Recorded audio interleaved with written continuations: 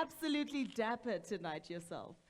Alrighty, good evening, ladies and gentlemen, and welcome to this year's exhilarating Mail and Guardian 200 Young South Africans, brought to you by Anglo American in partnership with Vodacom, African Bank, Get Smarter, ENCA, Aurum Institute, Netflix, Yes for Youth, NYDA, Cliff Decker Hofmeyer, the Nelson Mandela Foundation, South African Tourism, and oh my goodness, the list goes on, and we are so excited to have all these partners here with us tonight. A very big thank you to Fundi, Pamza, CSIR, McCafe, Loot, and our radio partner, Y, and a very big thank you once again also to Bulldog Gin. A very good evening once again, and a round of applause for Nia Brown, everyone. Thank you. And so kind. As you can tell, we are here tonight to celebrate the creme de la creme of South Africa. I'm talking about visionaries, pioneers, groundbreakers. And the people I'm talking about are in this very room. I'm talking to some of you tonight, 200 of you. Yes, so we've got a fantastic evening planned for you tonight. Temegile, what do we have planned for our guests? Let me run you through it. We have a jam-packed program, the announcement of the 200 young South African cohorts, MTI Orchestra from Soweto Theatre also here tonight, a fireside chat with the executives from Mail and Guardian, Anglo American, Vodacom, African Bank, and Get Smarter, all moderated by Ron Darby, the Mail and Guardian Editor-in-Chief. Also, something to look forward to tonight, a keynote address by a renowned advocate. And what is a party without music and more music? Absolutely. All right, ladies and gentlemen, just to let you know that we are also streaming live on StreamYard and on Facebook. To our viewers, please be sure to stay tuned as we bring you amazing and exciting content, and do make sure to kindly follow us on social media as well. Temekile, can I just say that one of the Mail and Guardian 200 young alumni will deliver the keynote address tonight. We're absolutely looking forward to that. You know him, and some of you have definitely followed his work as well. He was part of the competition tribunal, and was quoted saying, "The law can be an ally of the people that are excluded from the economy, but it can also be an enemy. It all depends on how it is deployed and utilized." His name is Advocate Tembeka Ngokaitobi. That's right. Something to look forward to. A round of applause once again. Yes. The Mail and Guardian 200 Young South Africans is an annual showcase, if you will, of the very best CVs in our country. The 18th edition of the 200 Young South African Awards recognizes outstanding people who've made their mark in their respective fields. Now, you do have to be between the ages of 18 and 35. I myself only have 4 more years to go. Yep. If you want to nominate me. This year, we received over 3,000 entries. These were the names of people who were nominated by members of the public in the various categories, as we will be showing you tonight. And from that then, the 200 best ones were selected through a rigorous process led, once again, by the Mail and Guardian's Editor-in-Chief, Ron Darby. Now, in addition, there is a special category tonight, and that is the Editor's Choice. And it is supported by none other than the Nelson Mandela Foundation.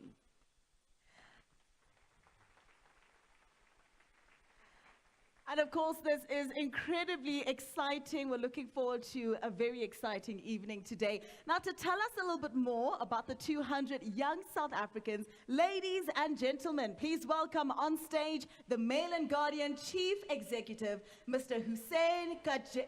Oh, my goodness. Hussein Kajika. Kajika! There we go. Thank you.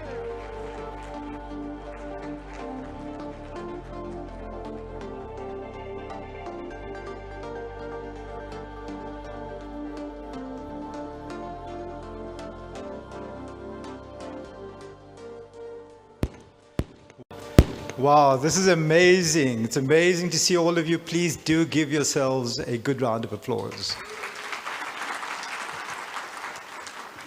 So on behalf of the entire Mail and Guardian team, it is my pleasure to welcome all of you here this evening to an event that probably goes down as one of the most exciting events on the Mail and Guardian calendar, where we announce and celebrate the group of outstanding individuals who we recognize as this year's Mail and Guardian 200 Young South Africans for 2023. I am proud to announce that this event has now reached the milestone of being 18 years old. Yes, we are all grown up and matured now. And I wish to thank everyone who has walked this journey with us for the past 18 years. And more so, I'd like to thank all of you for joining us here this evening. So let me start out by recognizing and acknowledging some of the people and organizations that has made this possible. And please, as I announce your name, could I ask you to rise, to wave, to flex when I mention your name. So first up, we have with us Nolita Fakude, Chairperson of Anglo American South Africa, our main headline sponsor this evening. Please give a round of applause. So what makes this moment particularly significant is that in the corridors of the Mail and Guardian, there's a very iconic photograph of an event that took place in June 1986. That's 36 years ago, where our founder and editor, Anton Harber, had invited the then chair of Anglo American, Harry Oppenheimer, to a dialogue with the then General Secretary of the National Union of Mine Workers, Cyril Ramaphosa, to celebrate the Mail and Guardian's first birthday. The photograph, oh, there we go. That's the photograph up there. And the caption was, "Two most powerful people in mining." Tonight, that most powerful person in mining is none other than Nolita Fakude.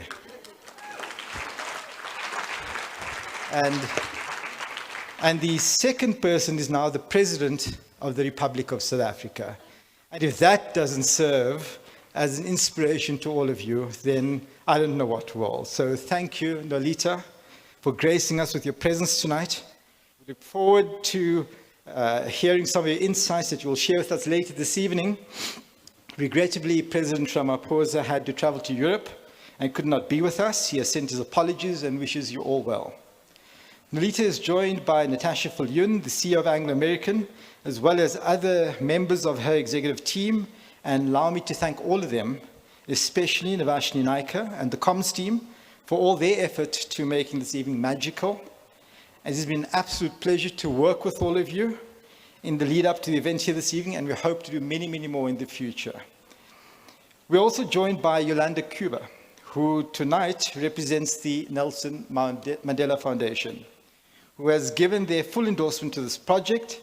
And we recall the words of Madiba, who once remarked, "Sometimes it falls upon a generation to be great." You, my friends, and young South Africans, you can be that generation that Madiba referred to. And I encourage all of you to use this moment to do exactly that. Now is your time. Yolanda, of course, is the Vice President, Southern and East Africa for the MTN Group, and has been recognized before as a Mail and Guardian Young South African back in, I think, 2011.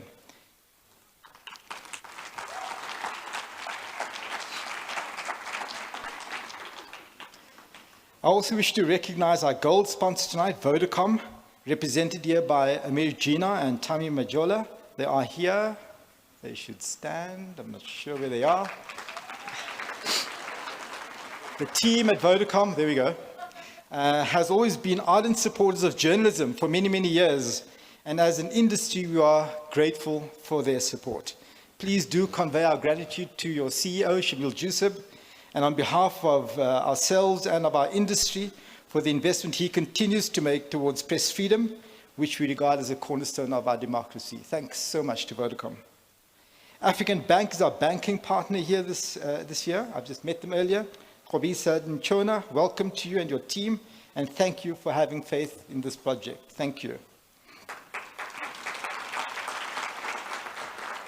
Get Smarter at this table here. Joint venture in online learning with UCT was also partnered with us, led by Dr. Anjali Ramban. Here we go, Anjali. We are truly grateful to your team for your support in this project, and we look forward to partnering with you in future so that you too can achieve the objectives that you've set out for yourselves. Wasim Karim is here tonight, representing the National Youth Development Agency. There we go, Wasim. Again, has always been a supporter of this project, and Wasim himself has in the past been recognized as a Mail and Guardian Young South African. Thanks very much, Wasim, for paying it forward, as they say, in order to make it happen for the next cohort of young South Africans.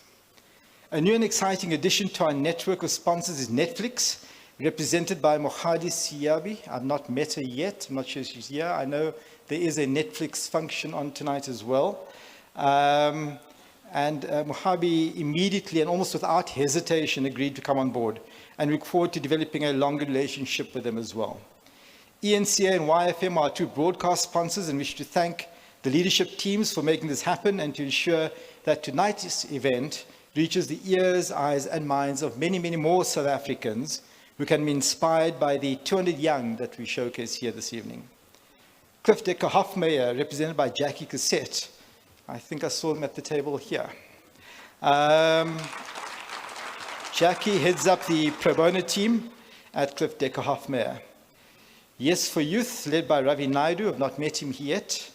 Brand SA, led by Toko Modise, and the Aurum Institute, led by Yonela Nsibolani. Our deep gratitude goes out to all of you for your support you have provided to this project and to the Mail and Guardian over many years. We also wish to thank Fundi, University of Pretoria, University of Johannesburg, PAMSA, the Paper Manufacturing Association of South Africa, the CSIR, Bulldog Dry Gin, and Mac Cafe for their support in the supplement, as well as towards the event here tonight. Thanks to all of you. So to all our partners, through all the doom and gloom brought about by the economic and political climate we find ourselves in, it is you that still gives hope where others see failure. And it is you that provides silver lining to this group of young South Africans who, despite all adversity and challenges, have taken upon themselves to make a difference to the future of our country. Your leadership is appreciated and commended by us all. Please do give them a round of applause. I have three more shout-outs and then I'm done. Firstly, to our keynote speaker, Advocate Tembeka Ngaitobi, Senior Counsel, who is also someone we recognized a few years ago as a leading mind. You've heard that earlier, and you'll realize why we did when you hear him speak later. Thank you for agreeing to be our keynote speaker, and we look forward to listening to your words of wisdom. The second person is Kulani Mate, representing Business Unity of South Africa. He's at our table. Here we go, Kulani. We're grateful for the work that business is doing to assist us to fix what many have regarded as a broken economy, and for mobilizing this new group of thought leadership that includes, by the way, Nolita Fakude, to assist the presidency in fast-tracking some of the repair. We are here to help you, Kulelani, and more so, we offer you this group of 200 young South Africans to inject some much-needed youthful enthusiasm and energy into your efforts. The third person, who I'm not sure has arrived yet, is none other than Professor Mamoketi Pakeng, known during her tenure at UCT as the feisty deputy mother to many UCT students, including many of you here today, for the inspiration she offered and continues to offer to be a change maker as you all pursue your dreams. We are honored to have you here, Prof. Pakeng. Prof has also been recognized in the past as a Mail and Guardian Young South African back in the early days. So you realize that we know how to pick these people, right?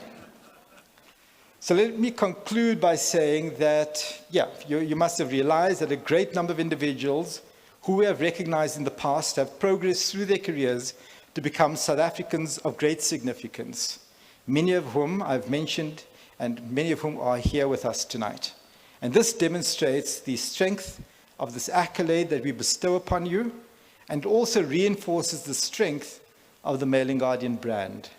The Mail and Guardian is South Africa's premier weekly newspaper and online publisher, and we've been committed to delivering quality investigative journalism, insightful commentary, and comprehensive news coverage to our readers since our founding back in 1985.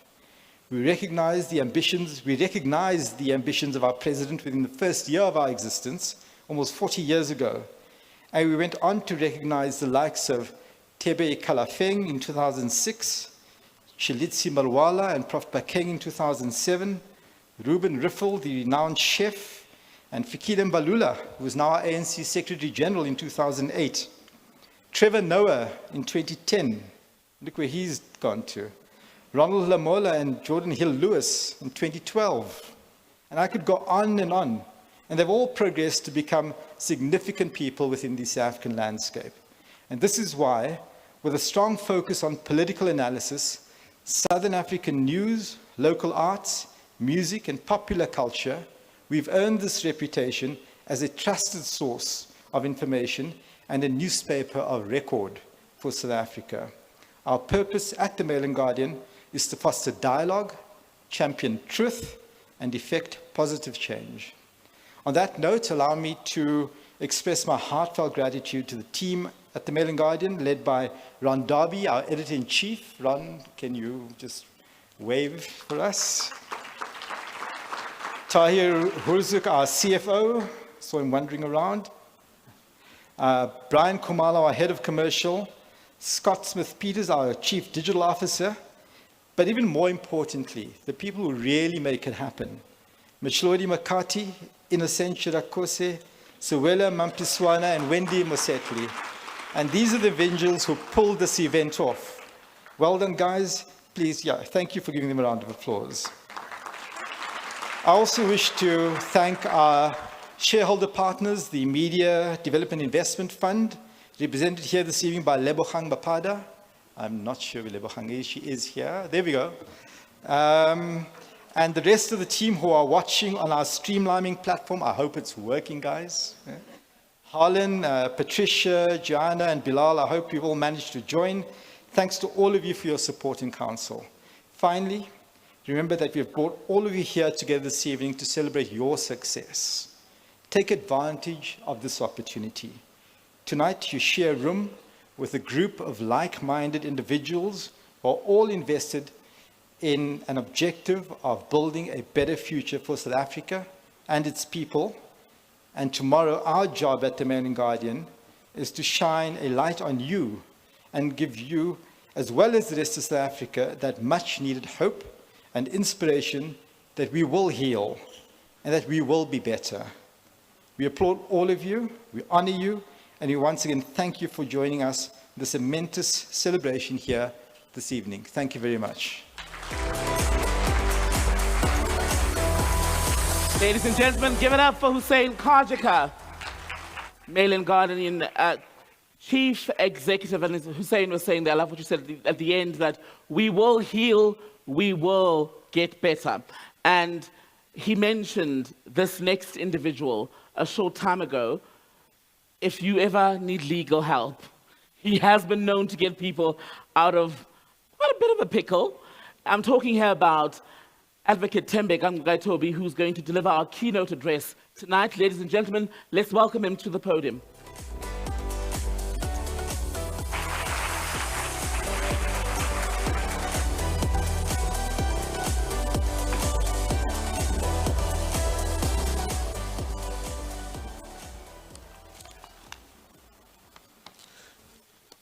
Good evening. Thank you for the honor of the invitation. I want to start with a short note on inequality. Today, everybody agrees that we live in a moment of structural inequality, structural poverty, and structural violence. Sociologists say that this occurs where some structure or social institution harms people by preventing them from meeting their basic needs. And what is the violence in structural violence? It is when the potential is higher than the actual, and by definition, it is avoidable. And when it is avoidable, then violence is present. So what does it mean in simple English?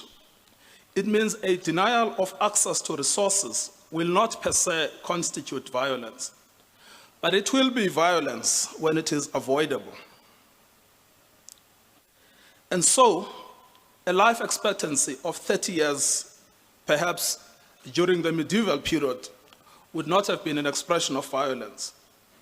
But today, a life expectancy of 30 years because of wars, social injustice, might be seen as violence.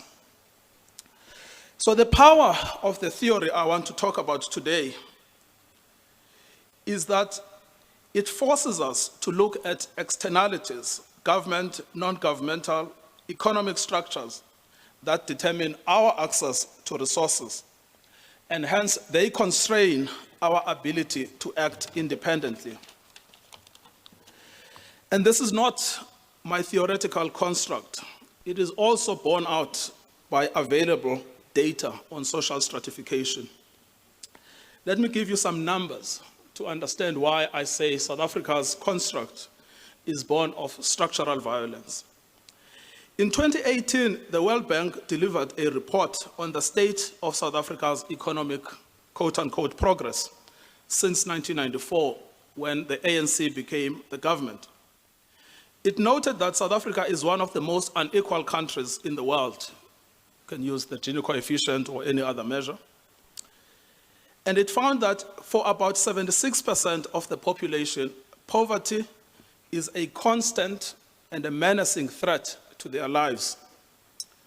Nearly half of the population is considered chronically poor, at the upper band of national poverty line of 992 rands per month. Those are the 2015 to 2016 prices. And this segment of the population is characterized by high poverty persistence. It also found that race, gender, and income disparity explain the depth of South Africa's inequality, with Black Africans being at the highest risk of being poor. Children, large families, and people living in rural areas are especially vulnerable to remaining impoverished for long and extended periods of time. The World Bank also found that poverty is also gendered. The incidence of poverty remains higher for women if they are African. In terms of regional statistics, most municipalities in the 20 poorest local municipalities were in the Eastern Cape, Limpopo, and KwaZulu-Natal. And of these, the 10 poorest municipalities were in the former homelands, highlighting the enduring legacy of apartheid. The same also concluded that asset distribution is also a strong indicator of net wealth inequality, which explains why, despite our education, if we are African, without access to assets, we remain chronically poor. It concluded that wealth and poverty transfers across generations. At least a third of all children born to very poor parents will likely remain poor, while children of rich parents will likely become rich themselves. So, in racial and gender terms, a child born by an African female who comes from a poor background is likely themselves to become poor. A child born by an African male is also likely to become poor, while a child born by a white male or a white female is likely to inherit the economic advantage that comes with race. Economic experts also support this thesis of structural violence as a dominant feature of South African society. Take the 2022 report by the Competition Commission, which measured economic concentration. It found specific industries that they are characterized by high barriers of entry, are likely to engage in economic practices that are harmful to consumers by increasing prices and diminution of the quality of services. And look at which sectors these are: agriculture, agro-processing, alcohol, gambling, healthcare, communications, mining, and financial services. No one can live a meaningful life without access to these services.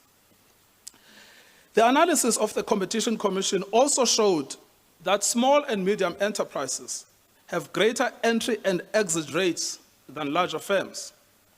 So in 2012 and 2015, 11% of all small and medium enterprises that entered exited within a period of 3 years of entry. Of course, this can be expected in any other normal economy, but South Africa's structure of the economy shows a higher incidence of the likelihood of exit of small and medium enterprises within the first 3 years of their entry. So what does this data tell us? It tells us that large South African firms are growing, both locally and domestically. They are also declaring large and generous dividends for their shareholders. The directors are also being rewarded handsomely. Take, for instance, Neil Froneman, who was paid 300 million rands in 2021 and 189 million rands in 2022. They call this a reduction. Or take Mr. Mike Brown, the CEO of Nedbank, who was paid 43 million rands in 2022 and 53 million rands the previous year in 2021. Or take the story of the dividends paid to the shareholders of Thungela, which was previously part of Anglo American. In 2022, the firm paid 14 billion rands to its shareholders. Some South African firms are also doing well in global terms. In telecommunications, MTN and Vodacom have long penetrated the African continent. Thungela is also reported to have brought a coal mine in Australia to the value of 4 billion rands. Against this, wages of workers have been reducing. The standard of living for the many is going down. Many workers have lost their jobs. So the system works for some, but not for the many. The point, of course, that I am trying to make is not to apportion blame. That is not up to me. There is a lot of blame to go around. My only point is to reflect the debilitating effect of structural violence. The fact is that there is enough for all of us to live a comfortable life. Yet so few have so much, and so many so little. Structuralism, as a method of analysis, shows that this was not a design by God. God did not allocate resources in this world. We made those choices.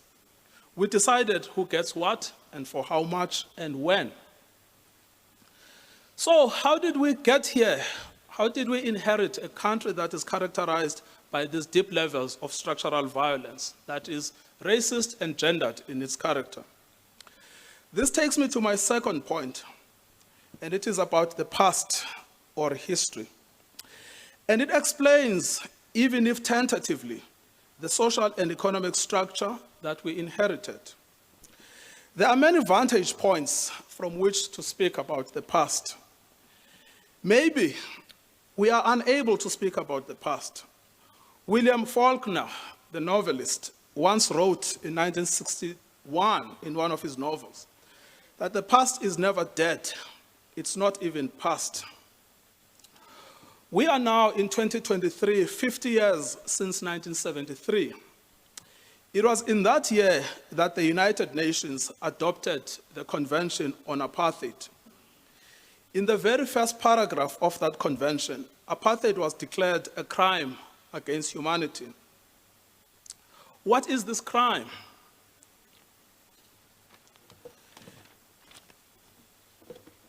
The United Nations described the crime as constituting 6 elements.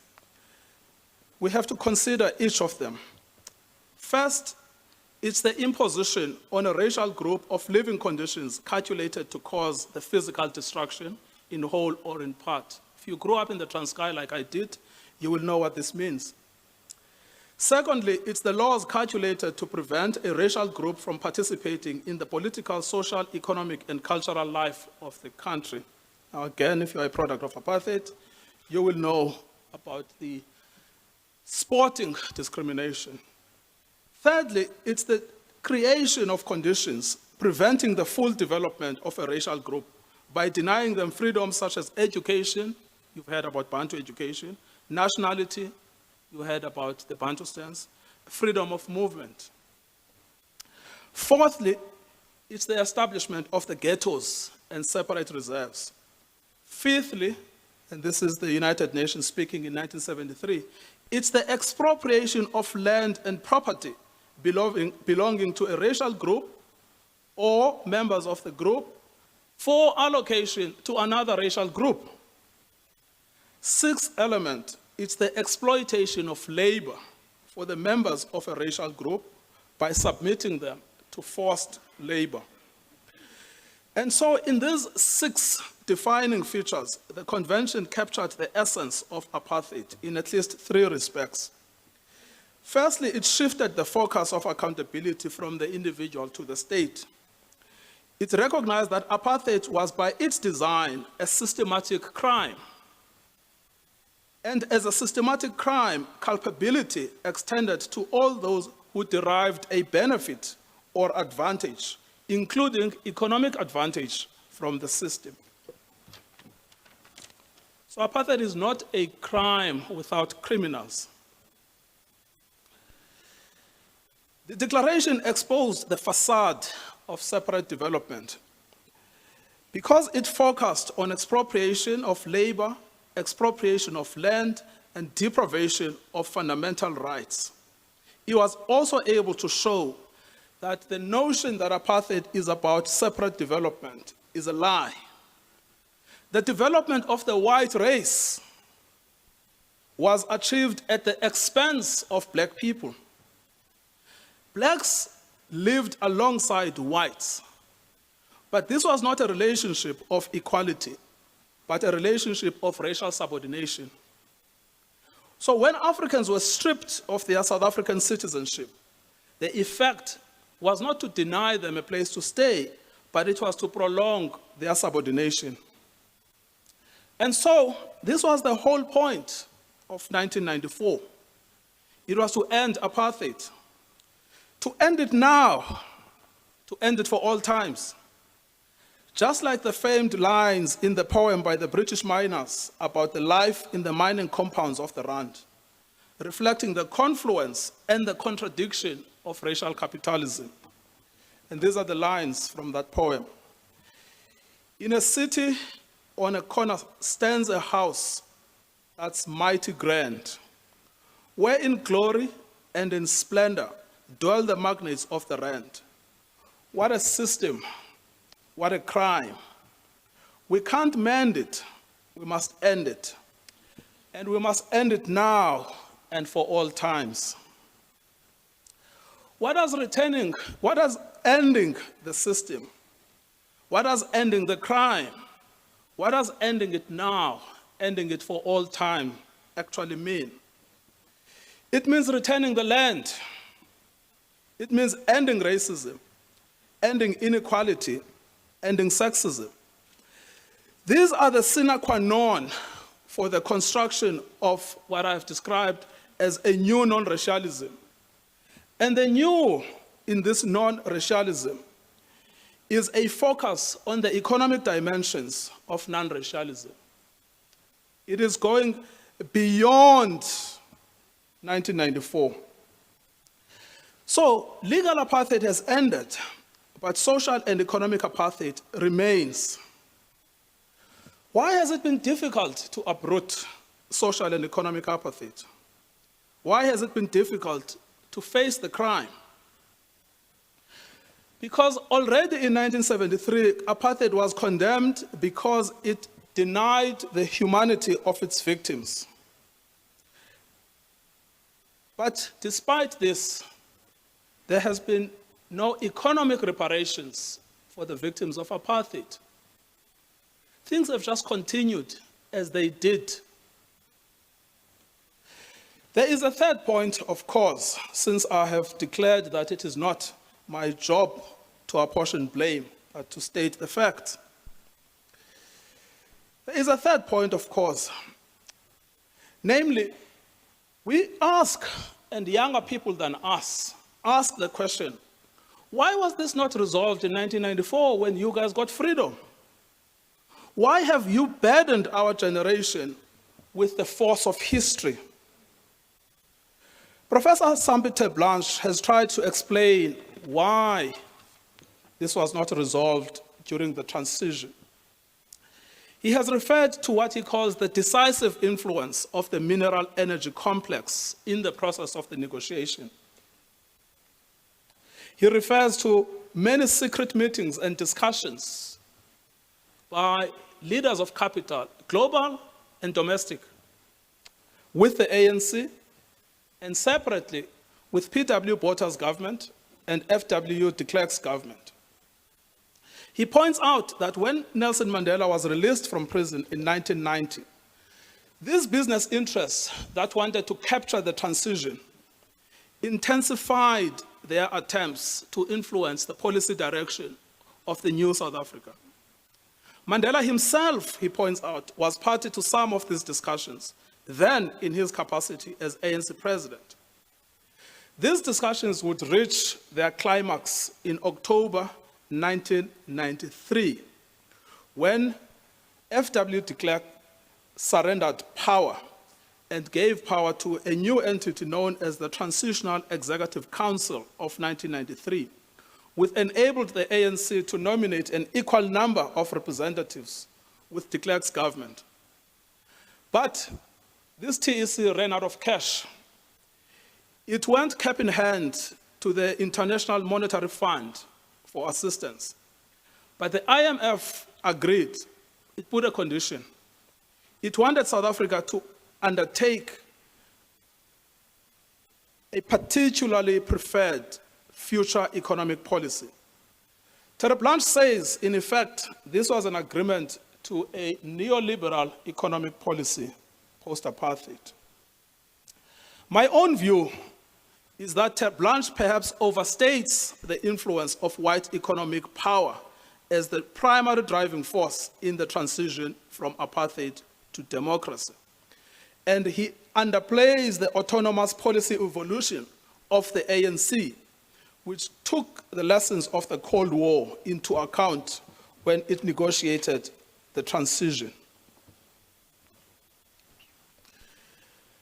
Another immediate factor for the ANC was the economic crisis that it faced. And Tito Mboweni has also confirmed this. And he has largely confirmed the correctness or the accuracy of Terry Blanche's account of the external economic constraints imposed by global and domestic capital during the negotiations. So, there was no sudden, inexplicable change in the ANC policy dictated and controlled by an invisible market power. A better explanation, perhaps, would take into account the experiences of the ANC in exile, yes, the operation of global forces, and the collapse of domestic apartheid. These are the explanations. Maybe they don't fully explain why we are where we are, but they give us a clue.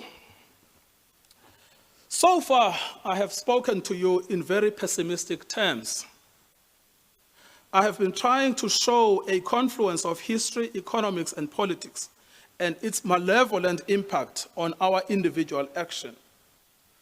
But the possibility of individual action has not always been constrained by structural externalities. On the 8th of January 1912, in Bloemfontein, under the Methodist song, Lizale sidinga lakho, Thixo Nkosi yenyaniso, the South African Native National Congress was established. Its founders included Pixley ka Isaka Seme, George Monsiwa, Alfred Mangena. A year later, they would be joined by Richard Msimang. Seme was 31. George Monsiwa was 27. Alfred Mangena was 33. Richard Msimang was 29. The organization which they formed, later to be known as the African National Congress, would dominate all political discourses for most of the 20th century. Regional in its reach, the ANC influenced the formation of similar nationalist movements across Africa. demanding their freedom from European domination. Not only was the ANC's influence located in Africa, it spanned to Asia, to South America, and to Europe itself. In 1944, there was a new generation, impatient with petitions, deputations, and delegations. And the moving spirit behind this new generation was Anton Lembede, a scholar, a philosopher, an activist. He was also 30 at the time. In the 1960s, the new leaders of the ANC, including Nelson Mandela, Oliver Tambo, Walter Sisulu, and Sisulu was 32 years old when he was elected the Secretary General of the ANC. Oliver Tambo was forced into exile. Mandela, Sisulu, the others were sentenced to Robben Island after sham political trials to a life in prison. And Mandela's incarceration, ironically, inspired more people in Europe, in South America, to see the injustices of apartheid. And so what is my point? My point is that when the struggle against apartheid began, it seemed impossible to wage. Yet, young people in their 20s and in their 30s, driven by their own history, their own desires, and their own conditions, decided to wage the struggle nevertheless. Their concerns then were about racial injustice. Racial injustice continues to haunt us today, as I showed in the first part of this talk. Of course, Mandela is no more, and Charlotte Maxeke is also long dead. And W.E. Du Bois's idea of the talented 10th has suffered from its inherent black exceptionalism and elitism. This means we cannot rely on the intellectual strength of Du Bois too. What we need is thinking afresh about where we are, how we got here, and how do we move forward to the future. Much like the past, it is by no means clear where we are going, what the future looks like. We do not know the full extent of what we ought to do, but perhaps we can agree that South Africa does need to overcome the multiple legacies of apartheid. It is easy to point to the evidence produced by witnesses at the State Capture Commission, and then to conclude that if only we could prevent the recurrence of corruption, we could live Mandela's utopia, the new South Africa. I'm afraid, however, that this is possible. Corruption is not necessarily the sole cause of inequality, but it can be understood as its inevitable byproduct. This means going back to where I started. What was the point of the vote in 1994? The 1994 outcome was to provide a platform for a radical and decisive break from the past. But this possibility of the rupture has been constrained by political crisis, multiple crises. And here, again, I need not to look any further than the Zondo Commission to know the nature of the political crisis. According to Judge Zondo, the state is unable to govern. It is captured by a kleptocratic elite. It has given us failed promises. The report has painted for us a picture of a failed revolution. Justice Zondo has pointed to an ANC that is an enabler of capture, indifferent to capture, and a beneficiary of capture. He has also pointed to the leaders of the ANC, past and present. They have come out of the pages of the Zondo Commission as a dithering class, unable to make crucial interventions when needed, and intent at protecting their own positions within the party and the position of the party in government. Surely, a political crisis of governance is upon us. Surely we have entered political stagnation and regression. In his prison notebooks, Antonio Gramsci has called this a crisis of hegemony, a crisis where the old is dying, but the new cannot be born. So, and here is my fifth and final point. It is a point finally about optimism, something that Mr. Ron Darby, in fact, invited me to speak about. And it is made by Paul Landau in his recent book, Spear, speaking of Nelson Mandela's turn to revolution.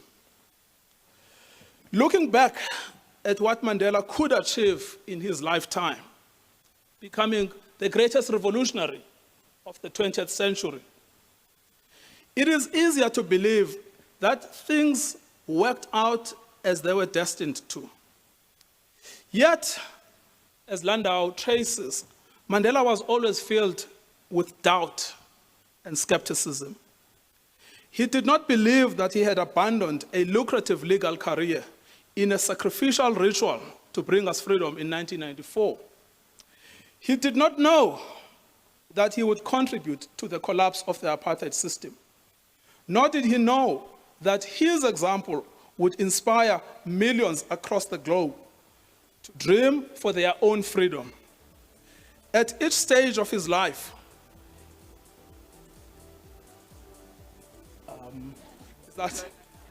is that a signal?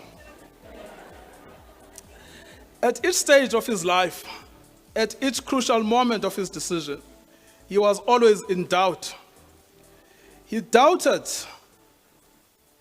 that he would not be hanged as the accused. He doubted his own decision to start an armed struggle. He was always in trepidation, always unsure, always in two minds. He doubted that MK, Umkhonto, would turn out the way it did. In fact, he doubted the viability of the struggle. He did not know the future. Many people, in fact, cast doubt upon him, and they filled him with uncertainty and fear. So it turns out, my friends, that in order for us to make an impact, we don't necessarily need to know the future. We don't need to be free of doubt. We don't need to be sure that we will be supported by others. We only need to believe in an idea. What turned Mandela the man into Mandela the idea is that he tried. He tried to make the future of his dreams. This is what we should do. Thank you.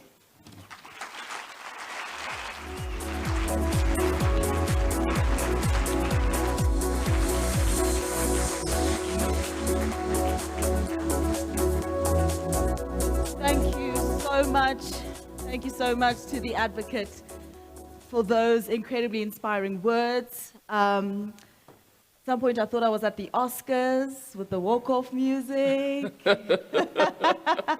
But it's all good. We do appreciate it, advocate. Thank you so much. I mean, one moment I was ready to march. Yeah. I was ready with my placard, and then we ended on an optimistic note. Yeah. Even the music as well. Yes. A pity about that, advocate. Thank you very much. Round of applause for advocate. And we were acknowledging earlier the many people who helped make tonight possible. And one of the organizations that has worked with the Mail and Guardian to bring us together tonight to celebrate the 200 top young South Africans of 2023 is Anglo American. And let's take a moment now to look at their manifesto.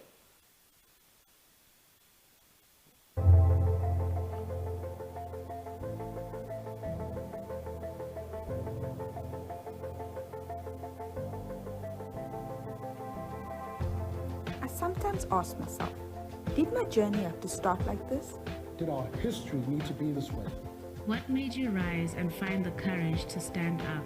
As I reflect and think of your sacrifices and the lives lost, I find myself just wanting to say thank you. Thank you. Thank you, youth of 1976. thank you for looking forward. For the vision you had and the path you paved for us. You could see it before others. You were visionaries to us.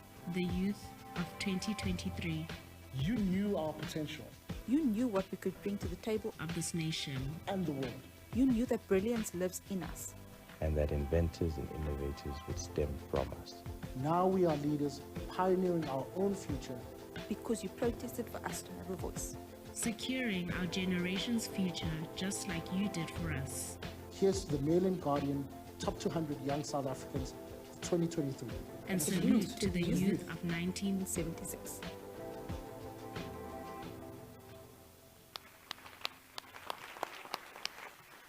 A very, very big thank you to Anglo American for sharing. Another round of applause, please, ladies and gentlemen. Thank you so, so much.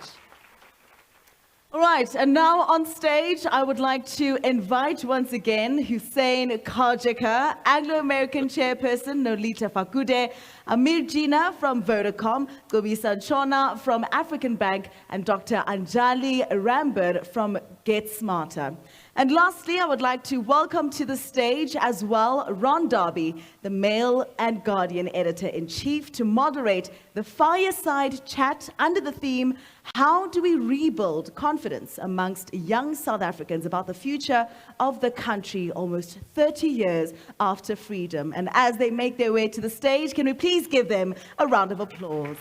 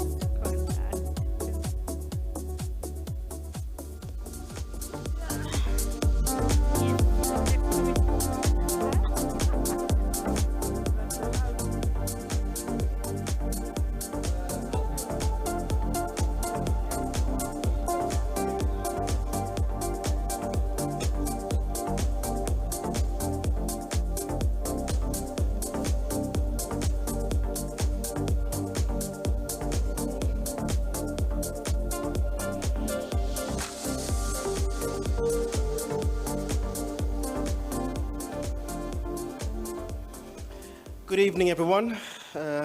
Sanbonani, thanks very much for attending this evening. So I am tasked with having a little conversation with all of us here, fireside chat as it were, regarding South Africa's youth, right? And I mean, it's been a running theme at the Mail and Guardian over the past 12 months or so about just what do we stand for at the Mail and Guardian.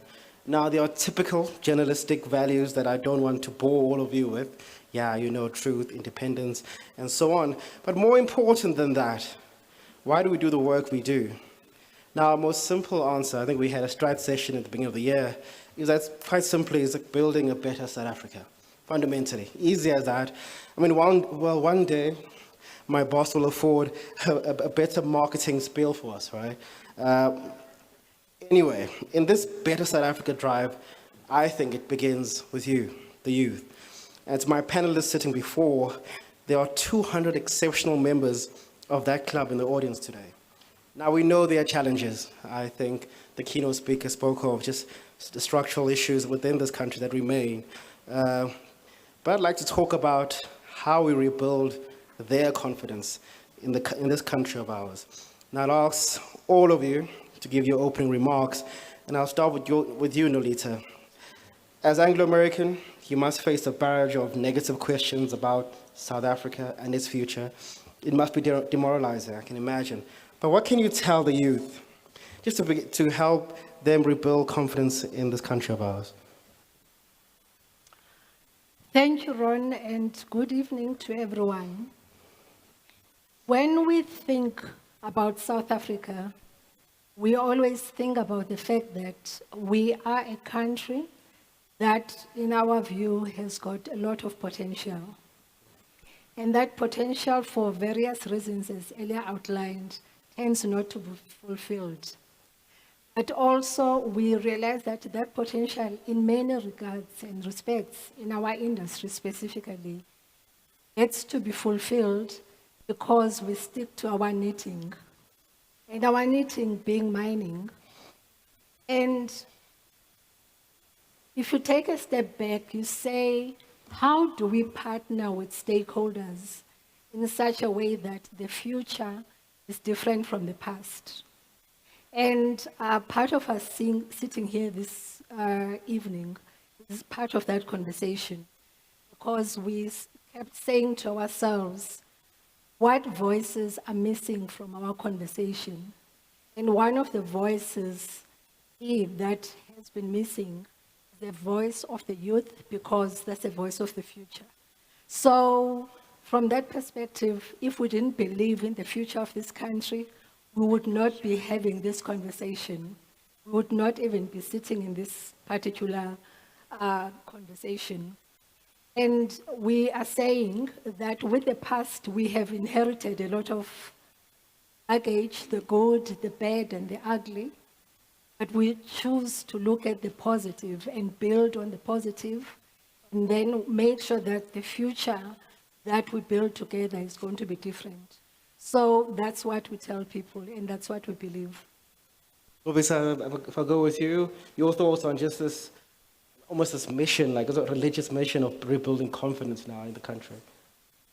All right, so I think, thanks for that. But I think before I respond to you, I always say sessions like this are a bit bittersweet.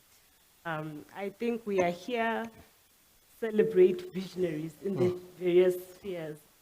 Then in the same vein, I think it's a moment to pause, to reflect on how far we've come, and yet what more still needs to be done. So I think it was a massive reflection point. I think for me, it's really on, I think one of the earlier speakers captured it nicely, that said, how do we change the narrative about being that generation? Carves out relevant solutions, for purpose solutions in terms of where we're going forward.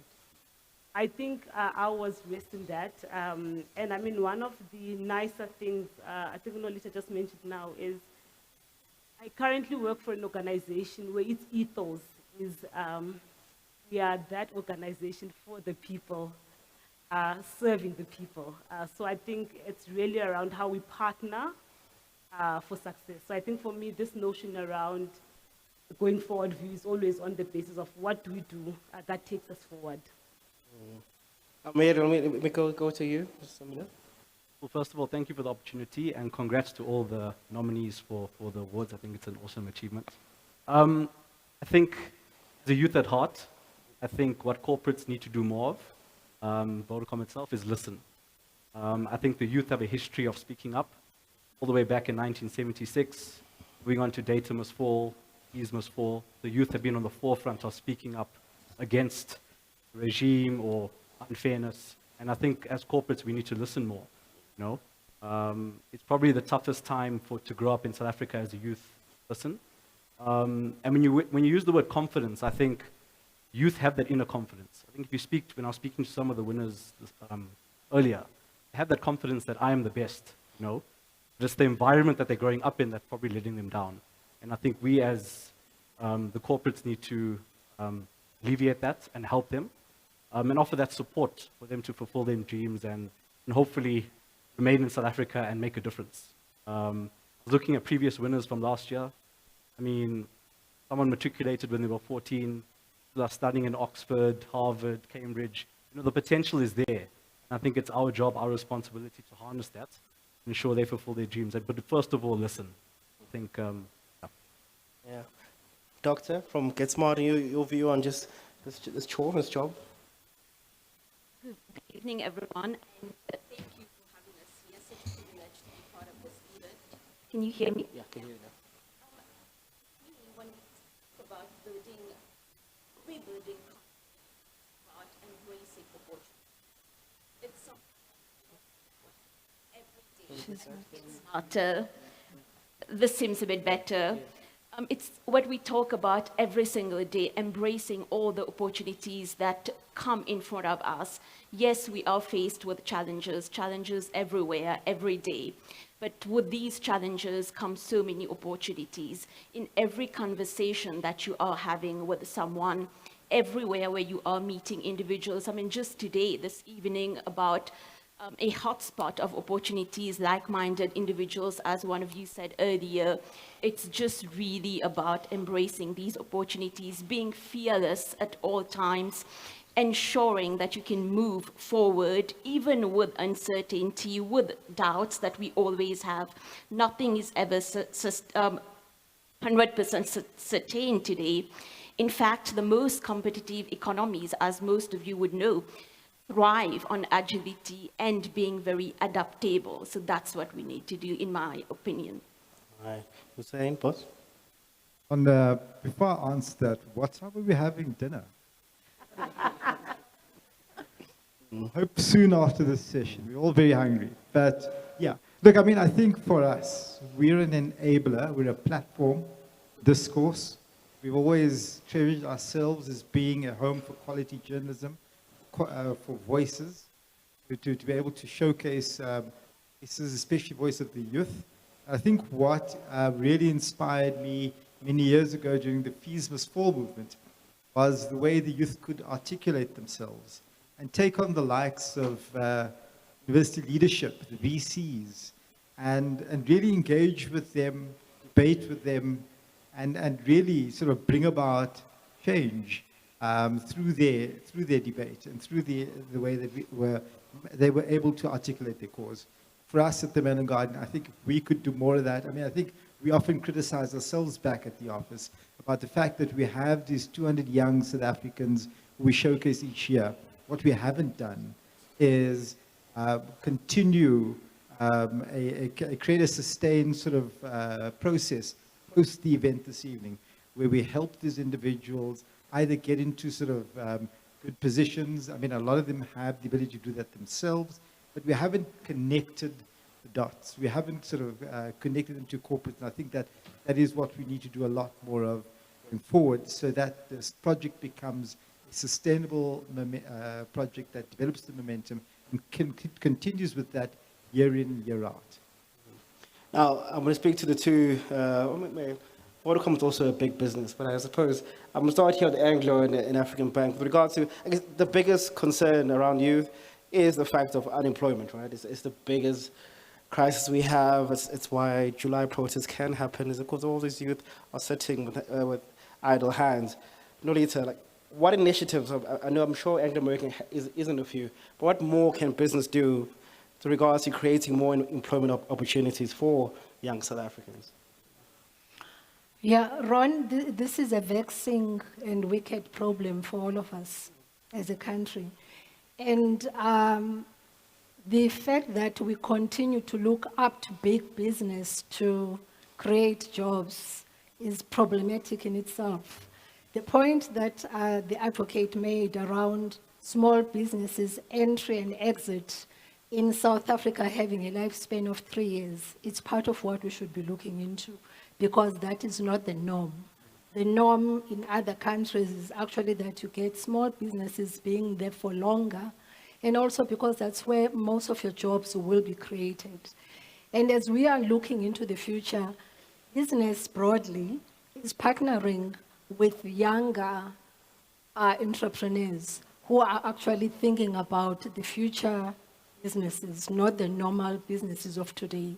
Because if we're looking only at businesses of today, then it means we're not going to be preparing ourselves for the future. So besides partnering with YES and other bigger job creation initiatives, within Anglo American, we've got a business incubation division called Anglo Zimele. And Anglo Zimele has been there for over 25 years. And their role has been to not only incubate small and medium businesses, but also to find opportunities that create jobs beyond the life of the mine. Now, with mining, we know that it's a finite product. And you have to think about what happens after the mining is concluded. And therefore, for us, the issue of job creation is crucial. We actually have put it as one of our key indicators for executives and the organization to get their incentive bonuses. Someone didn't like what I said. 30 seconds. Can I continue? Yes. Yeah. Probably South African. And one of those aspirations for us has been to say we want to catalyze 5 jobs for every job we create within the organization. So now that's an ambition that says those 5 jobs are not going to come from mining, but rather will come from the ecosystem around our mining operations. And when you think about mining, there's infrastructure that you need. you build the roads, you put up water, you have energy, and also over and above that, you create secondary businesses around you. So those are the businesses and industries we're looking into, because then by making sure that the mining dividend goes beyond the life of the mine that we have today will only be realized when you catalyze additional businesses beyond the life of the mine. All right. I got to talk then. When we talk employment, so with you, Amir, and then it goes to the doctor. Skills. I mean, tech advancements scare me right now. Like, we're in a space where every day AI, future technology advancements are almost taking away job prospects. Amir, you sit there at Vodacom and you see this Internet of Things. I know your CEO is very excited by the prospects of it. What does this do in terms of jobs and just for this young demographic? I think the advancements of technology, and I think we're in that fourth industrial revolution with AI, machine learning. I think Vodacom has to sink or swim, essentially. We have to move with the times. I think we are in the current stage of moving from a telco to a tech co, and that's just more than selling data, airtime, and devices. You know, we need to look at our financial services division. We need to look at our Vodacom business division, and skills, entrepreneurship, and innovation is one of the, things that can solve unemployment, essentially. But I do think there's a skills issue, and I think there's a McKinsey study that was recently done, and by the year 2030, there'll be 1.3 million new jobs. And is our youth ready for that? I think they need to be. We need to keep upskilling, we need to keep adapting, because the times are moving fast, and at Vodacom, we embrace that, and we continue that momentum into our platforms and our offerings. Yeah, Ngobisa, youth unemployment, skills, shortages in this country, and so on. I look at it from a different perspective, just in terms of what we as a bank stand for. I think we've long realized the part that corporates play in terms of positive contributions to South Africa. And I think for us, how we've looked at it was to say, how do we become a vehicle within the context of the communities we're in? So we get the notion around skills shortages, there's high unemployment, but I think where we've focused a lot of our energies is really around how do we make sure that businesses in South Africa have easier access to funding that helps them grow. Because in them growing, they're also solving for this unemployment down the line, right? So I think a lot of it for us is really around that. I think that's one. But I think secondly, it must be more than a funding proposition. How do we, on the other side, upskill and capacitate businesses to thrive? How do we help the entrepreneur realize the goals that they want to do? So I think a lot of our focus, a lot of our initiatives are really geared around how to make sure that businesses and entrepreneurs within our communities really thrive and move forward. Doctor? I love how you brought technology and AI to the forefront. It's, again, something that we talk about almost every day, and I don't think that AI will replace jobs. It's going to replace people who don't use AI. So we actually have to start using AI for everything that we do. We've got to move forward with the times. What we've done at Get Smarter edX is integrate AI in all our platforms, where now you can use the tool to find learning pathways to take you to the career that you want to be in the future. We've integrated it in our learning platforms, where after you've listened to videos, notes, you can ask questions about what exactly wasn't clear and really get into further details about what you are learning. So it's all about how we adapt and move forward with times, as opposed to creating a sort of fear that, we are all going to be replaced. That's not true. Finally, to you, boss. Yesterday, I was on a Netflix platform talking about creative industries and the vast growth potential it may just offer to South Africa. It was really exciting being there on a positive stage anyway. But you're saying, you've been in the media a long time, I won't say how long. Traditional media is struggling under the weight of these tech changes and so on. But do you see, as just one aspect, this creative industry as a place for growth? And where do you see opportunities there? Right. So, let me start by saying that the sector has faced incredible challenges over the past 12 years or so as this whole shift from print publishing to digital has occurred, right? And as more media is consumed off digital platforms, I think that there are two things. I mean, it's important for us to be able to sustain media as a cornerstone of our democracy.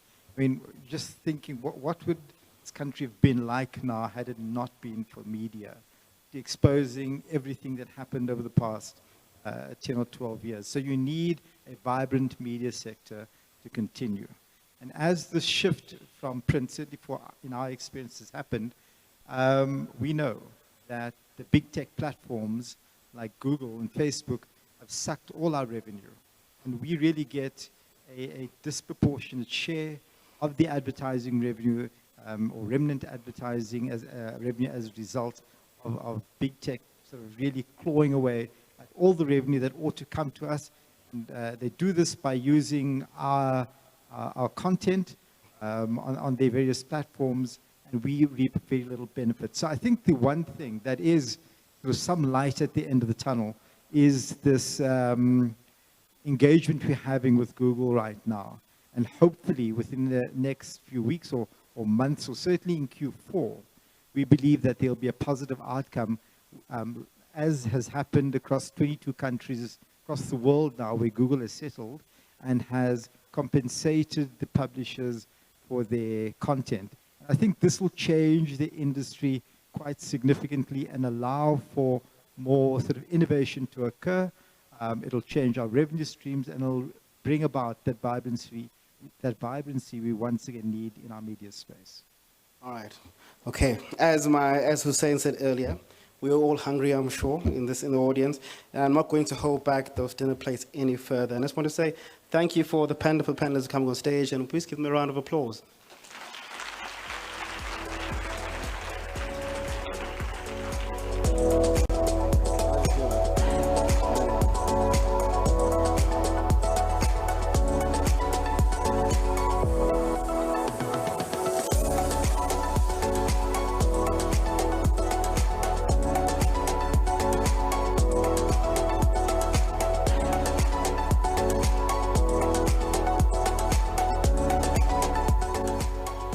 A very big thank you to Ron and the executives. Thank you so, so much. It is an absolute learning indeed. And let us embrace it. Let us remember those words. And just to add to that, all the cohorts will receive a book. It is called A Book That Every Leader Needs to Read. And I hope you take the learnings from that book tonight and, take it forward as you move on with your career. And I'm looking forward to reading that book, in fact, myself. I almost said seeing it, because how many of us actually pick up a book and all you end up doing is looking at the cover? Yeah. Right? So when you do take those books home tonight, make sure that you actually read them. Yeah. We have been acknowledging throughout the evening various partners, once again, organizations and companies that have been working with Mail and Guardian to get us to this point. And another one of them is none other than Vodacom. Have a look at this. Hi, man. We've always been from Mzansi. For the curious husbands, the know enough mothers who want to know it all. And even for the gogos, ready to spill the tea. We're here for you, giving them the content they want. For him, laughing like no one's watching. And for her, die-hard Blue Bulls supporter. We've got something extra from Mzansi. Get 1 gig bonus YouTube data when you buy 3 gigs for 89 Rand. Thank you so, so much. And if you do have data, remember to tweet, to post on Instagram, and let everyone know that you are here with us this evening. Absolutely. Now, dinner is only moments away, but first, let's take a listen and a look at a video from another one of our partners for tonight, African Bank. African Bank is a certified top employer for the 2nd year in a row, making us a top place to bank and work. We're committed to creating a better world of work for our people. Journey to the top and join the movement of extraordinary African bankers. African Bank, audacity to believe. Yes. Is that the African Bank table? Yeah, it has to be. Okay. Who do I speak to about a microloan? So if you need money, here's the group of people to speak to. African Bank. As Nia was saying earlier, we are coming up to dinner time, and while that is being served, to serenade us, ladies and gentlemen, welcome on stage the Music Tutorial Program, otherwise known as MTP, all the way from Soweto Theatre. Some background now. The objective of the program is to make music theory and practice available to an increasing number of children and especially youth in and around Soweto. The program, they say, aims to develop as well as supply young musicians who are keen not just on music, but the theatrical industries that are in aid of programming musical events at the Soweto Theatre. The program also, in fact, provides music qualifications support through the UNISA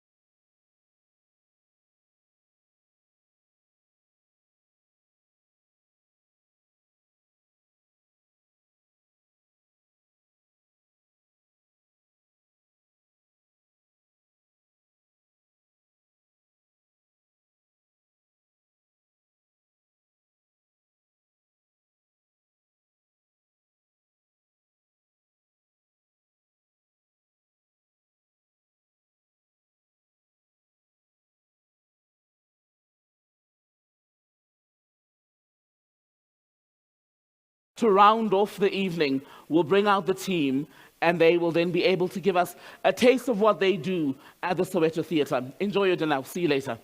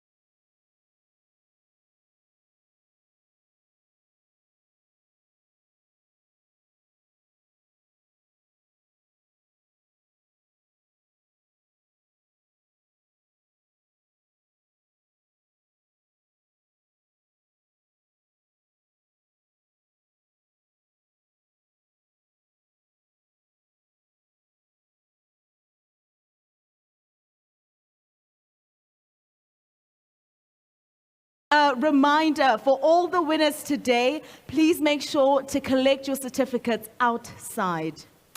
I hope you're all feeling excited to be hearing your name go up on the screen today, hopefully.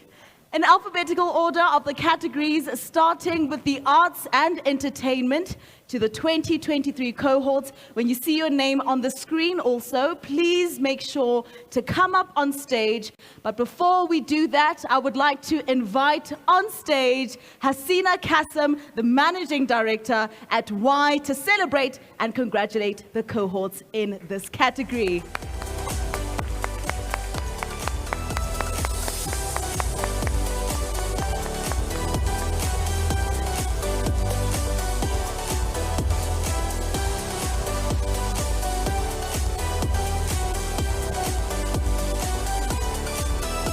Can we have another huge round of applause for Hasina? She's my boss lady.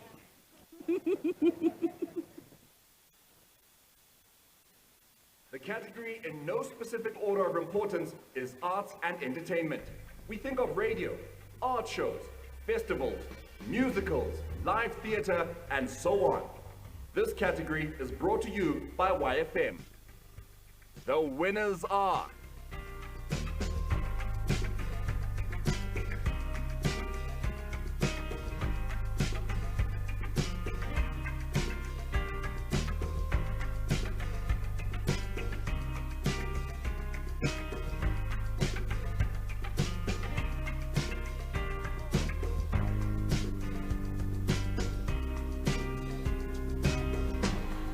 Once again, to all the winners, congratulations. Please come and join us up on the stage.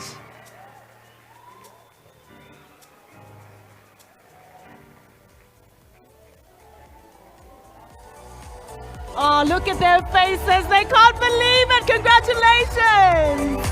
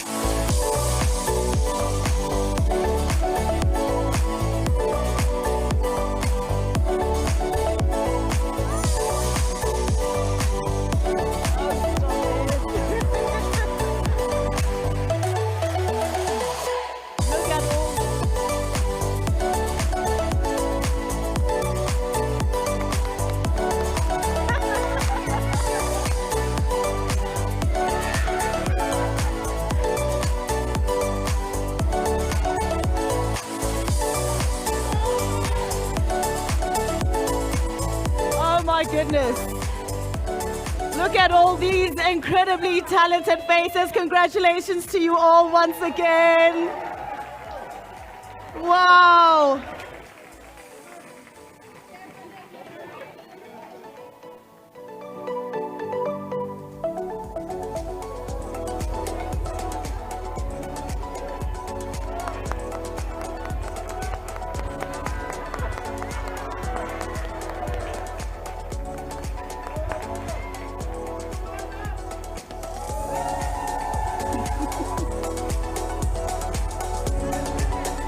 Thank you so much.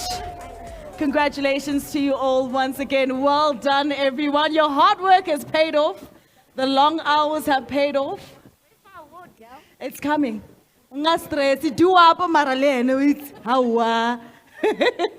Congratulations to everyone. A very job well done. Now, for our next category, I would like to invite Ngobisa Nchona of Africa Bank to join us on the stage.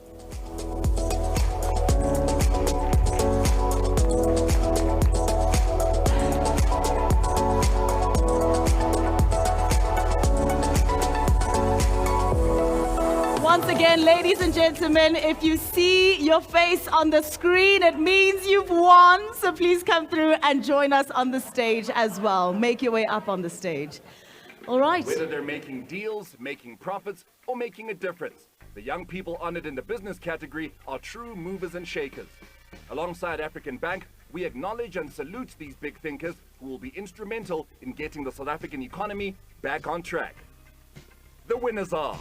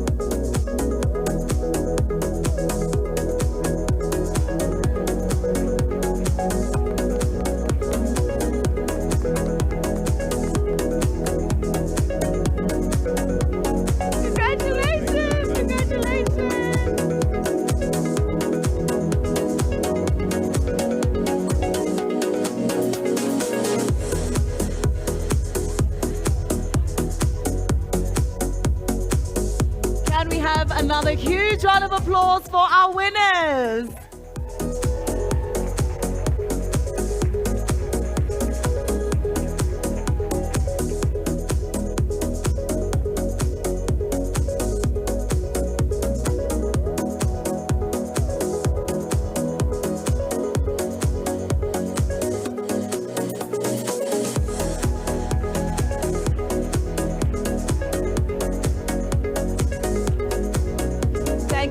So much. Congratulations.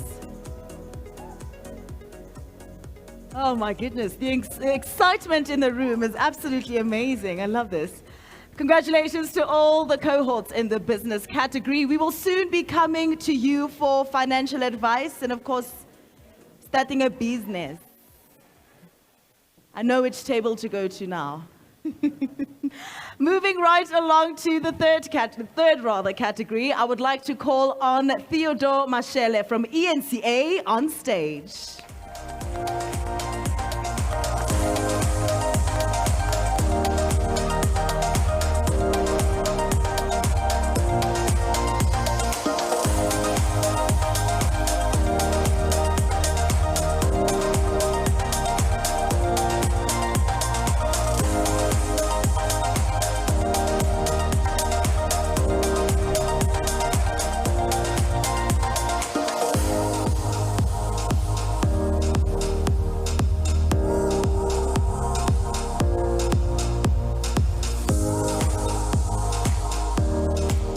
I can feel the excitement in the room today, and I do know that one of my co-hosts, OK Wasabi's in the room as well. Wasabi, please nominate me next year. We'll talk about that tomorrow at 5 a.m. in the morning. All right, let's see who are the winners for this category. They work in fields as diverse as education, activism, law, and technology, all in a bid to support South African communities. This year's winners in the civil society category have big ideas, big dreams, and the follow-through to bring them to fruition. We'd like to celebrate these winners for their positive contributions to society. This category is brought to you by ENCA. The winners are...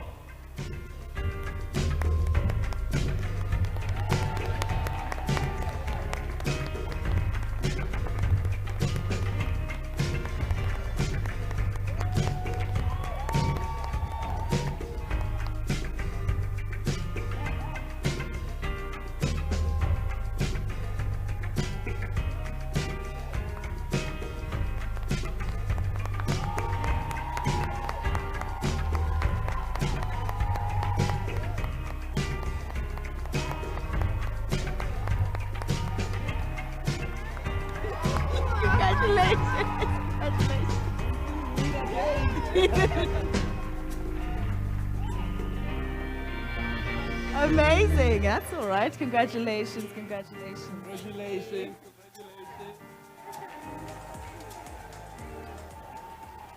Hi. Congratulations. Welcome.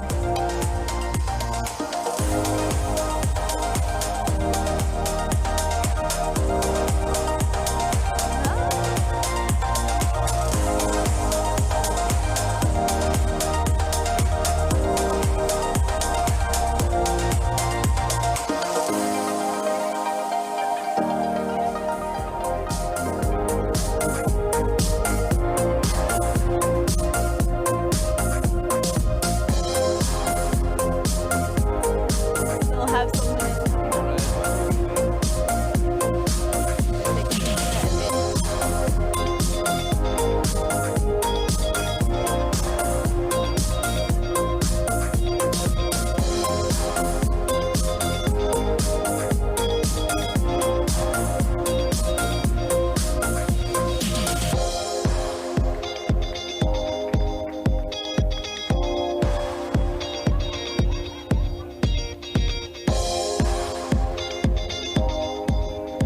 Well done. Congratulations.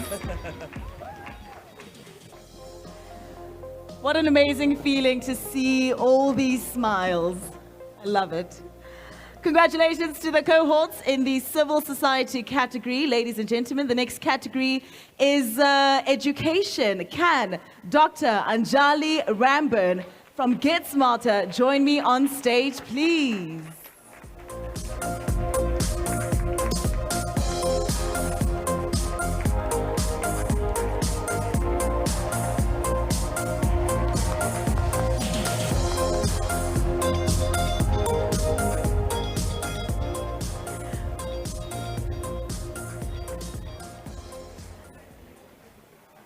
With a gift for inspiring young minds, spreading knowledge, or excelling in academia in the education category, the winners are turning the wheels in this sector.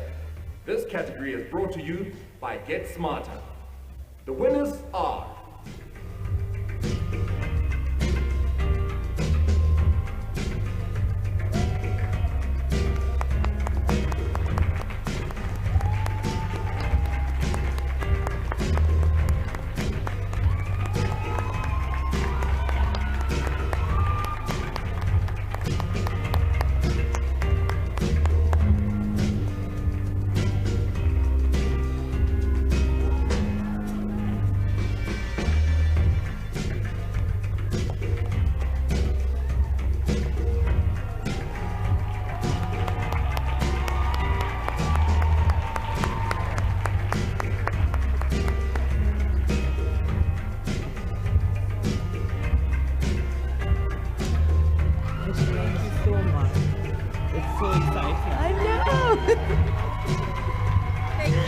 Oh, thank you.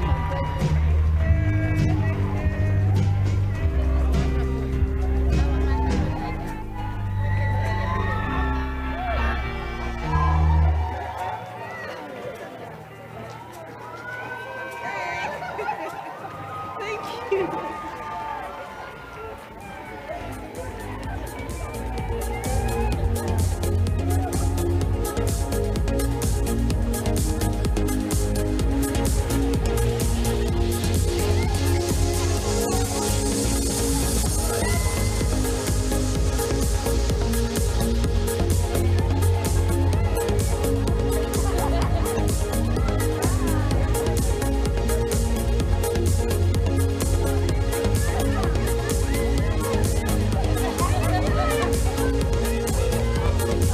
Congratulations to all the winners. Everyone gather in the center so we can take a photo. Get a look at your beautiful faces.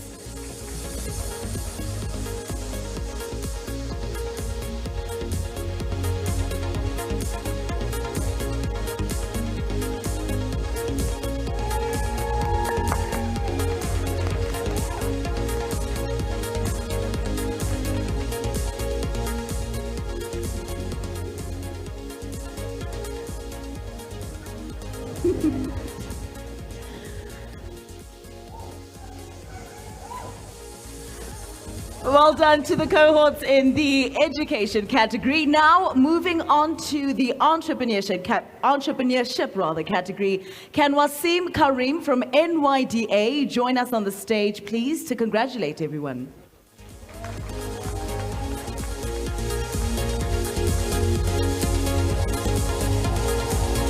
Hello.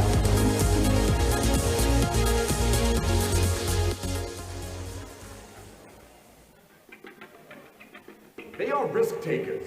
They render services to people and take initiative in coming up with new ideas. In the entrepreneurship category, brought to you by NYDA, the winners are...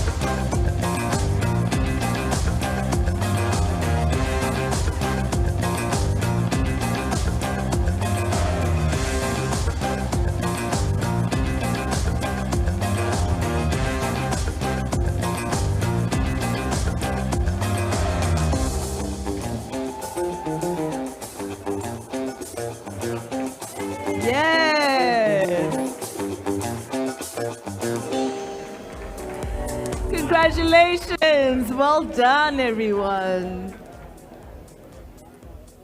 Isn't it such an amazing feeling when all your hard work pays off? That's what this moment is. Well done to all the winners in the entrepreneurship category. Now, for the environment category, I would like to call on stage Amir Jina from Vodacom.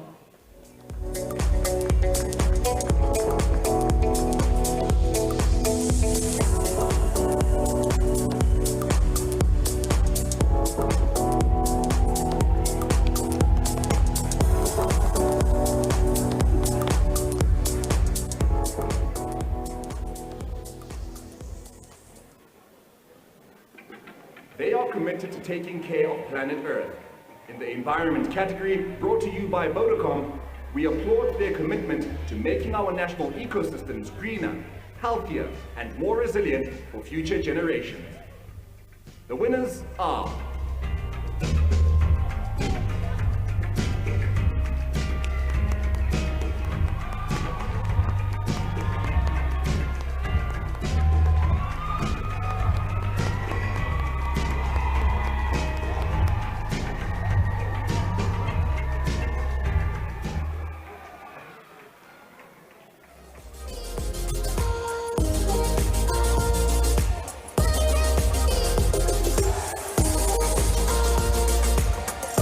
Big round of applause to the winners as they make their way on the stage. What an incredible achievement.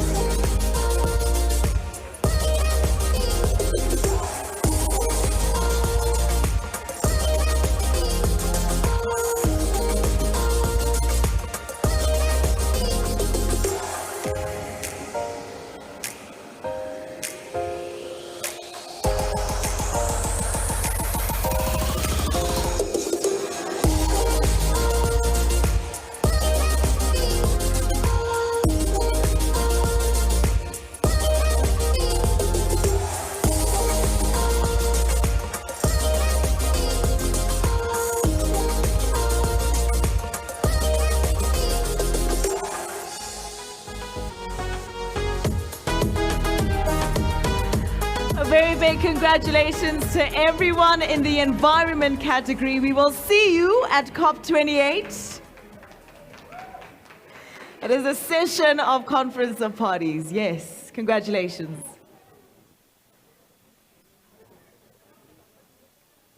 All right, let's give a round of applause to everyone whose work and excellence has been recognized here tonight. We're going to continue. Nia, thank you very much.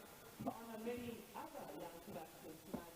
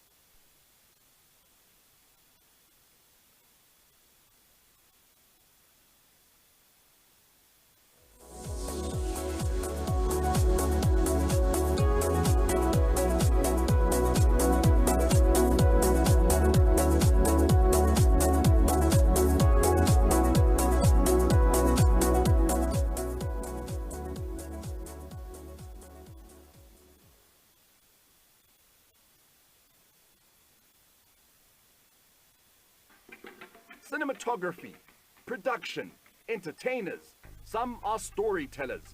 They are in print media, television, and radio. In the film and media category, brought to you by Netflix, the winners are...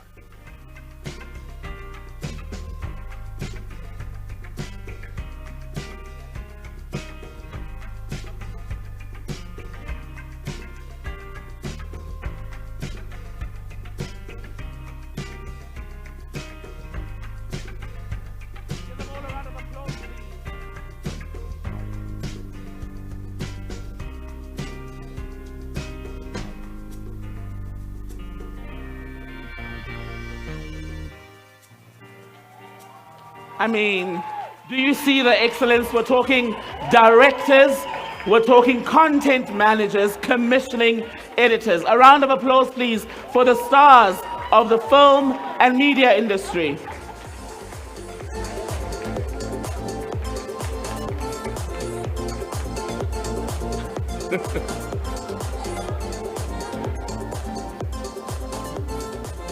Congratulations, guys. Here we go. Now this is a man who was ready for his individual shot. He ran right up to the stage. There we go.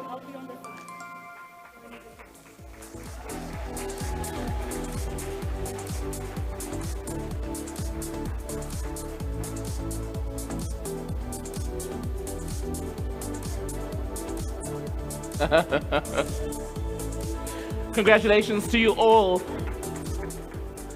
And that is but a fraction of those who were able to be with us. And even for those who were not able to make it, we are immensely proud of their contribution to film and media. So congratulations once again to all of them.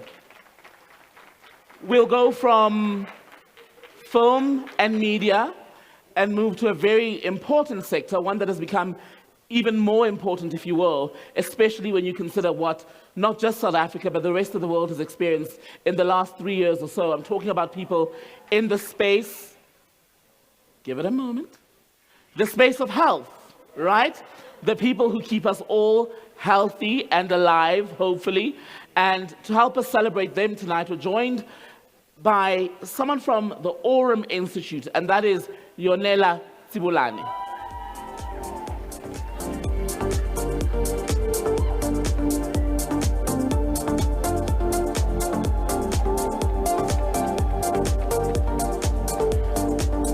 Hi there. All right, let's have a look then at this year's honorees. Healthcare is the biggest. They deliver care and services to the patients on a daily basis. In the healthcare category, brought to you by the Aurum Institute, let us honor them and support them always. The winners are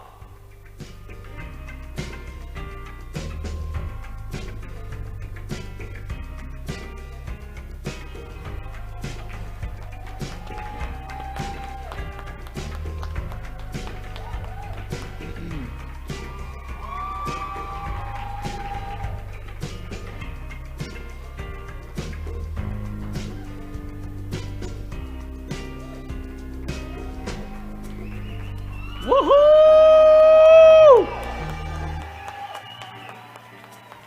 If you could all make your way forward, please.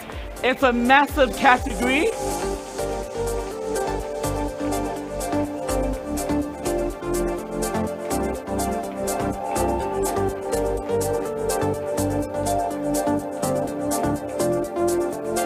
Congratulations.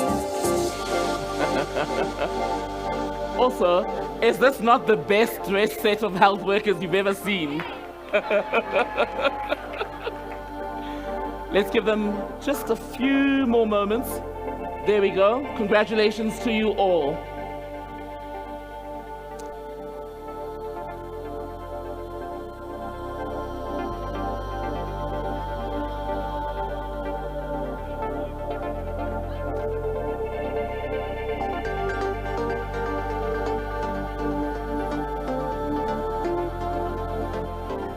Congratulations, guys.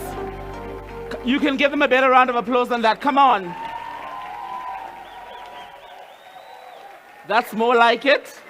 The Soweto is coming out of someone here. I heard a bit of whistling. We do encourage that kind of behavior, but only tonight.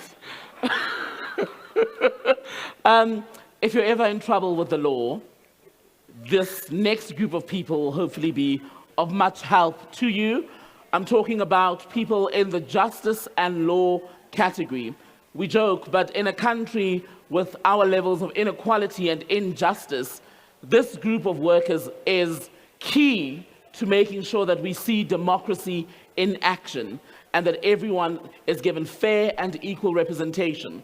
And to help us honor them tonight, let's welcome to the stage from Cliff Decker Hofmeyer, Gift Aba.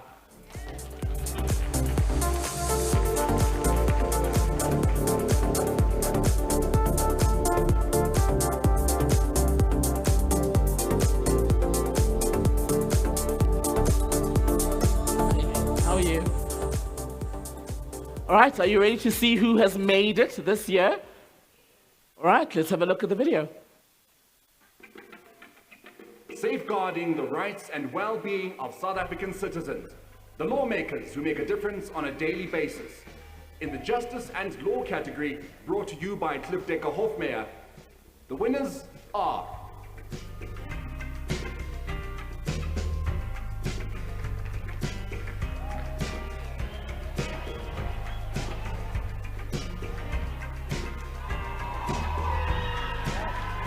Woo-hoo!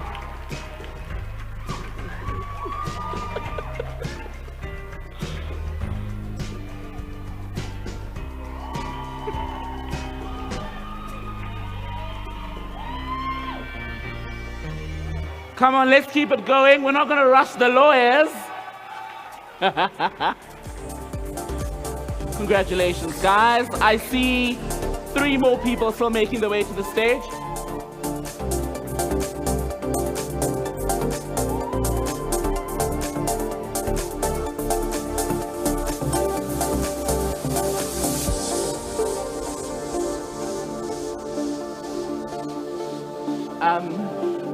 Is this the opportunity to say, all rise?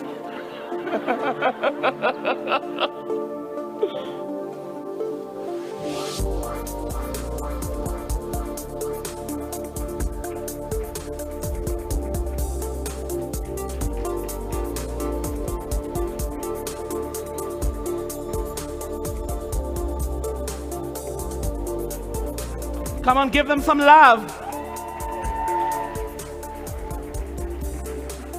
Congratulations to you all. Thank you. Thank you, Moses. Gift, thank you.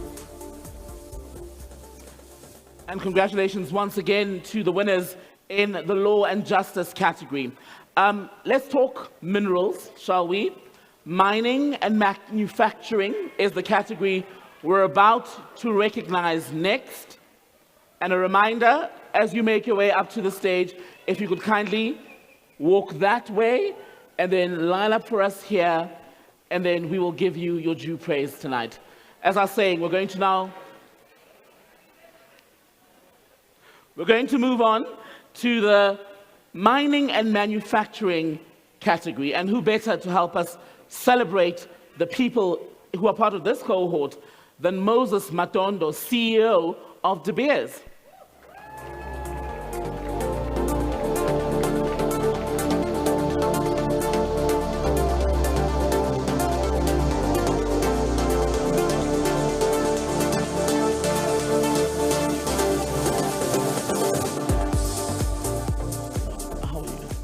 So who's the next Moses Madondo or Patrice Motsepe? Let's have a look. Minerals and mineral products are the backbone of most industries, a huge contribution to the country's economy. We celebrate this year's finalists in the mining and manufacturing category, brought to you by Anglo American. The winners are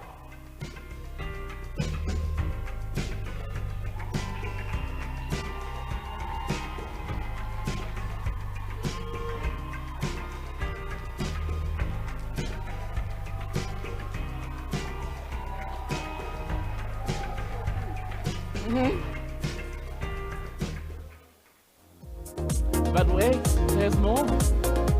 Give them a round of applause, please.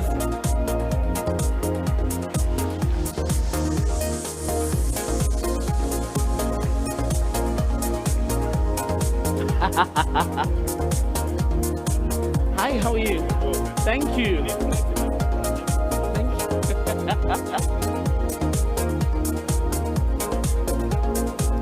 I mean, there they are, ladies and gentlemen. Do you see how I'm sweating? This is how you sweat when you're in proximity to the next set of billionaires.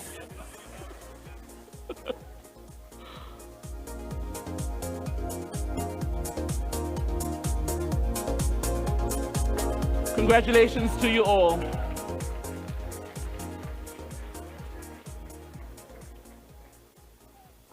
Now, for the politics and government category, let's now call to stage the man who has brought us all here tonight, Ron Darby.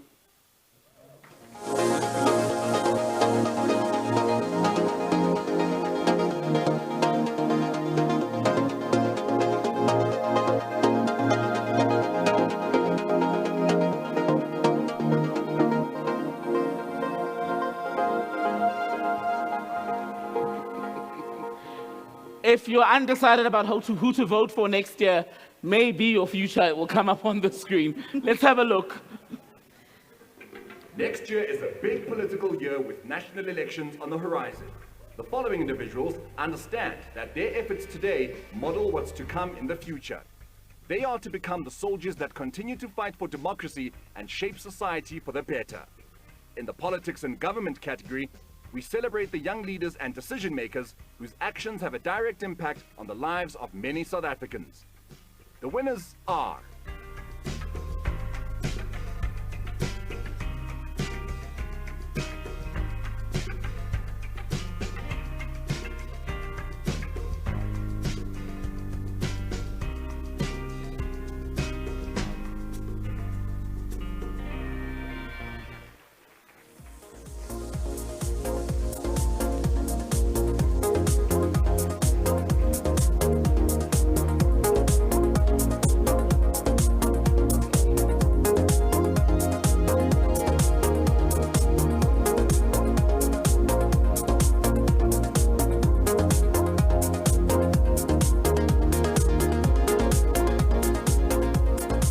congratulations to all our winners in the politics and government category.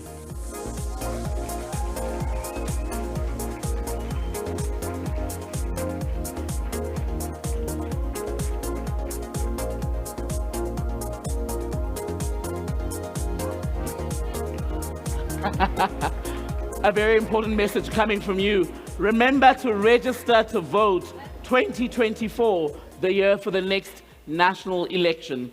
It is, I know they say this all the time and it sounds like a cliche, but it is in your hands, quite literally.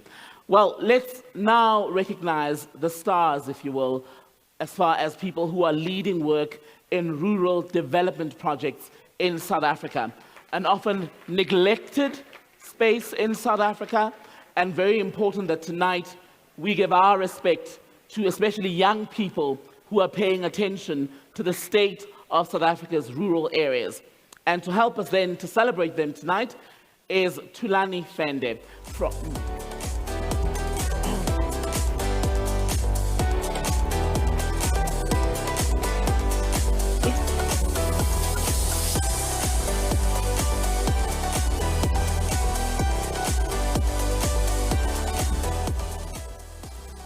Here are this year's winners. The Rural Development Projects category is in recognition of the significantly important role played by the rural economic sector. These are the citizens who feed the nation and are largely the custodians and protectors of the nation's natural ecosystems. The winners are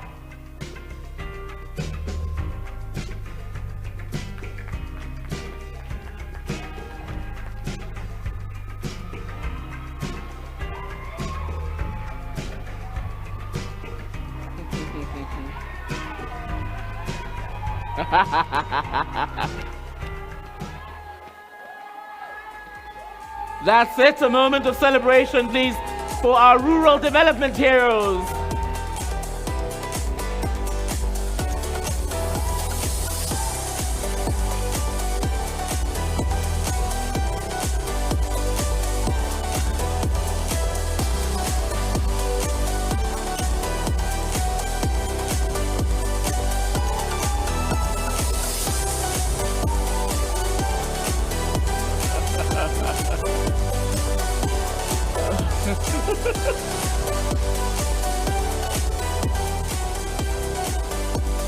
You've all missed out on the opportunity to come in here on a tractor, by the way.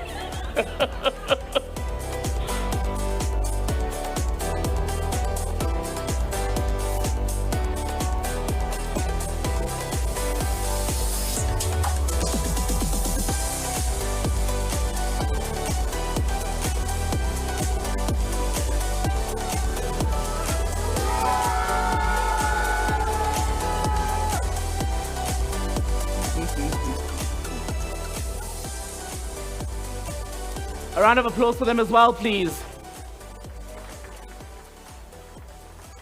We're almost at the end of the different categories that we're celebrating tonight, but not before we've recognized the great strides being made by young South Africans in the field of sport. And to help us do that, let's welcome on stage Brian Khumalo.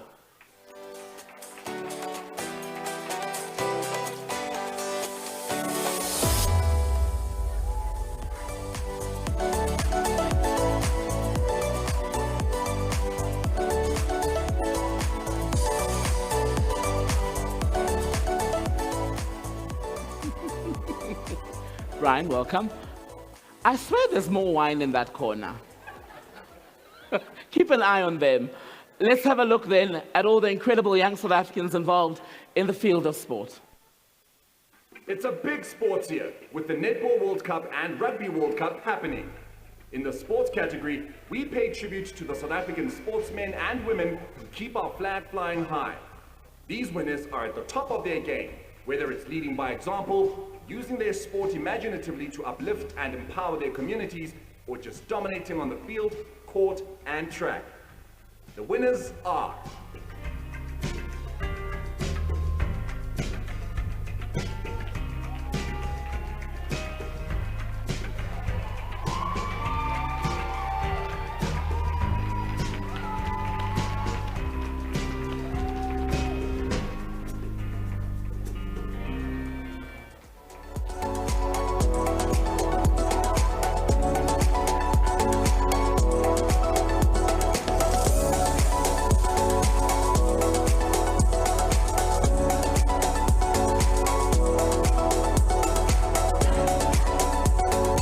And these are your winners in the sports category, ladies and gentlemen.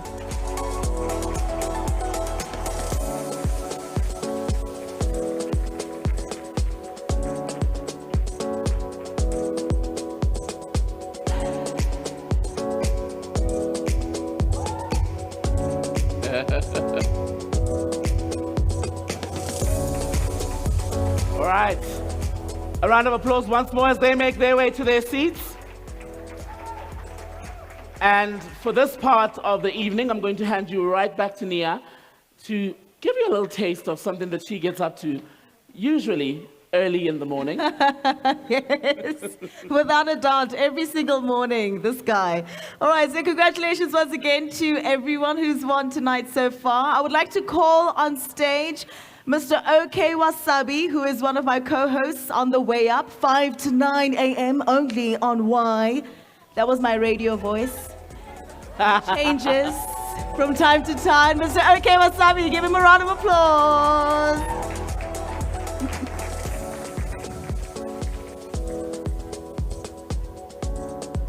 By the way, this is the very first time Wasabi's worn a suit.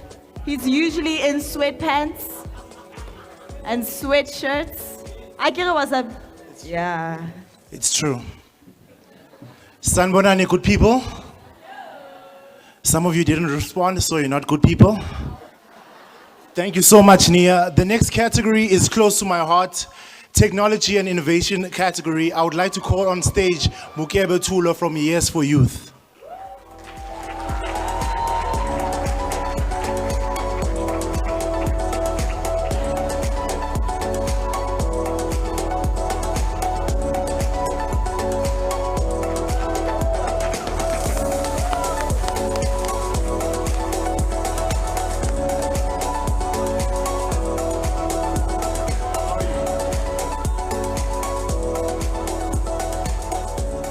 All right, let's have a look at our winners. Every one of this year's winners is a bright young mind, perhaps even more so when it comes to the super smart technology and innovation category. Here, we celebrate the individuals whose research, inventions, and innovations have kept South Africa at the forefront of an ever-changing world. This category is brought to you by Yes for Youth. The winners are...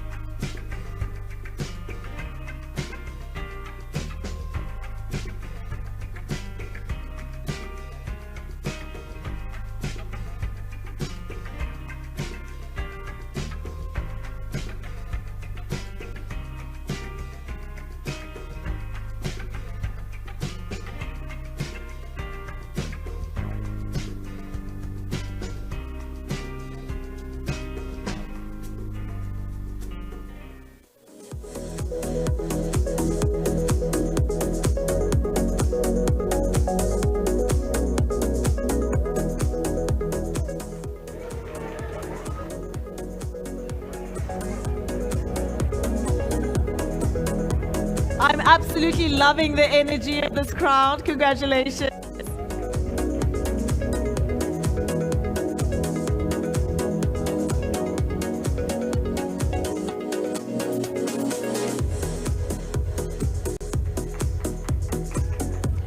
Let's give them another huge round of applause.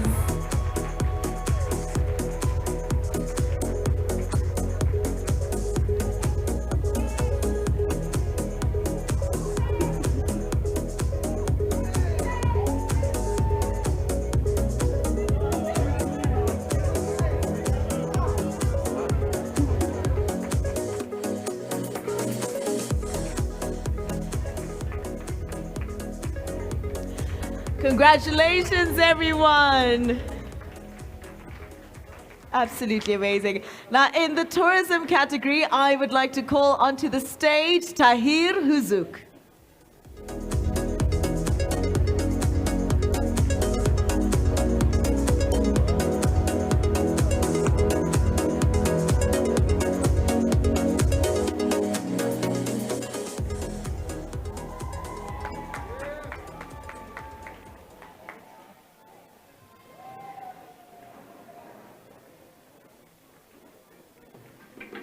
Tourism is critical to the country, an economic phenomenon where the government and users invest in recreational plans.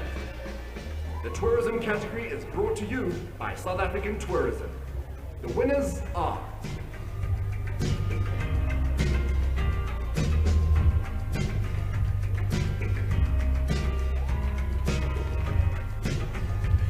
Congratulations to our winners!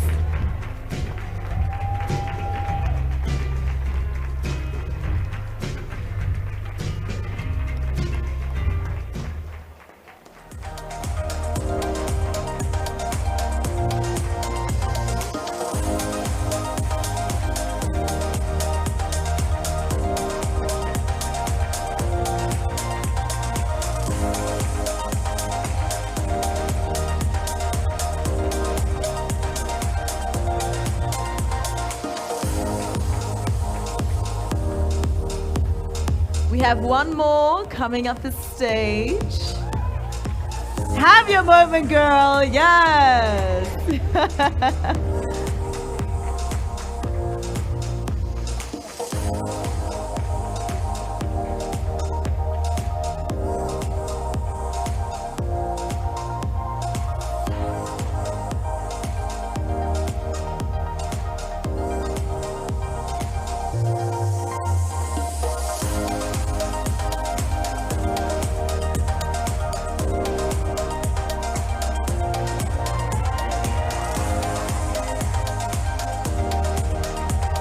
Well done, well done. Thank you so much.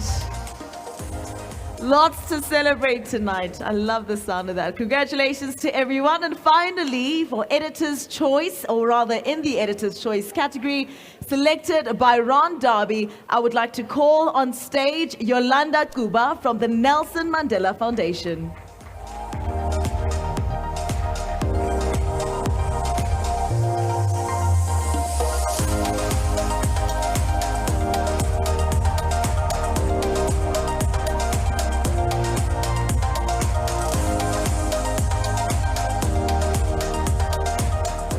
Oh yeah, stretch. Let's have a look at our winners.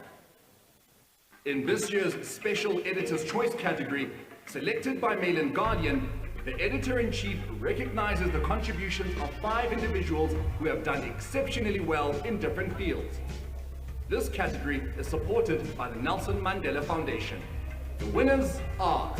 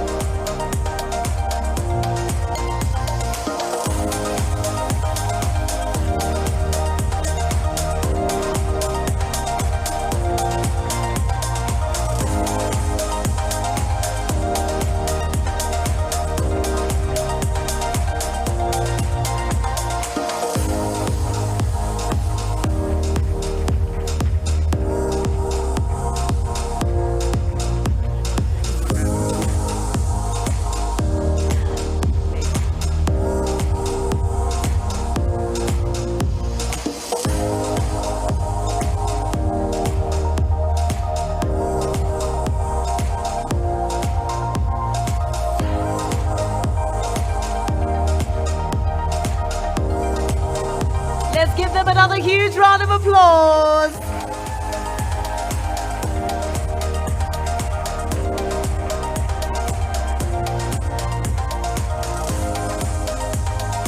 Amazing, just amazing. Oh man.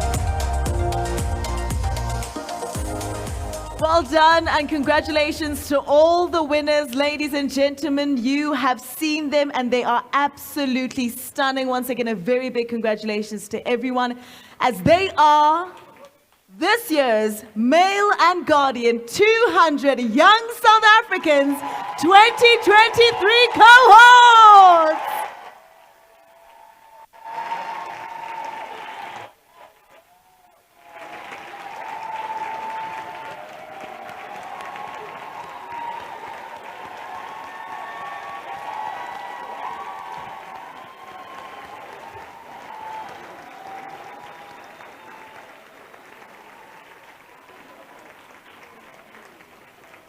What an absolutely beautiful moment. Wear this badge with pride. And of course, the best of luck to all our winners for your future endeavors. Beautiful. All right, to congratulate the winners and to do a vote of thanks, I would like to now welcome Ron Darby again on stage.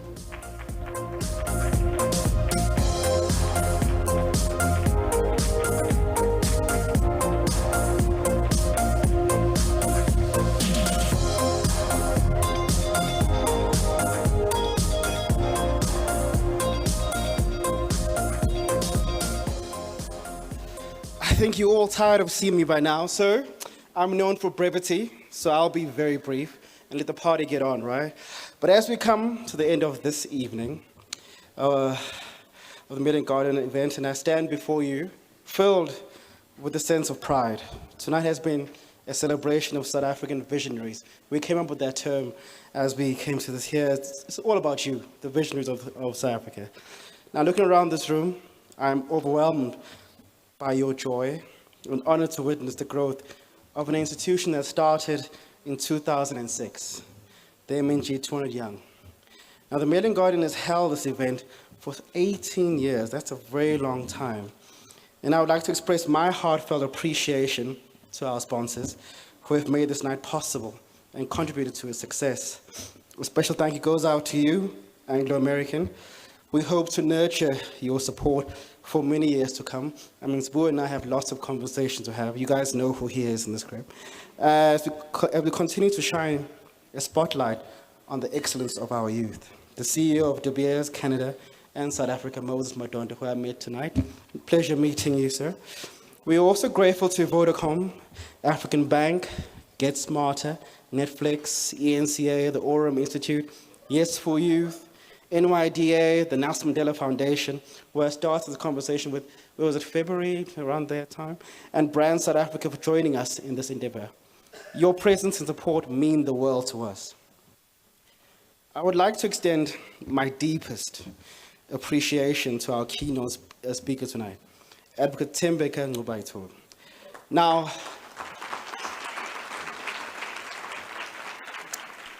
Now, when I became the editor of the Million Garden about 2 years ago, you were the first columnist I wanted to write for us and shape who we are as the Million Guardian.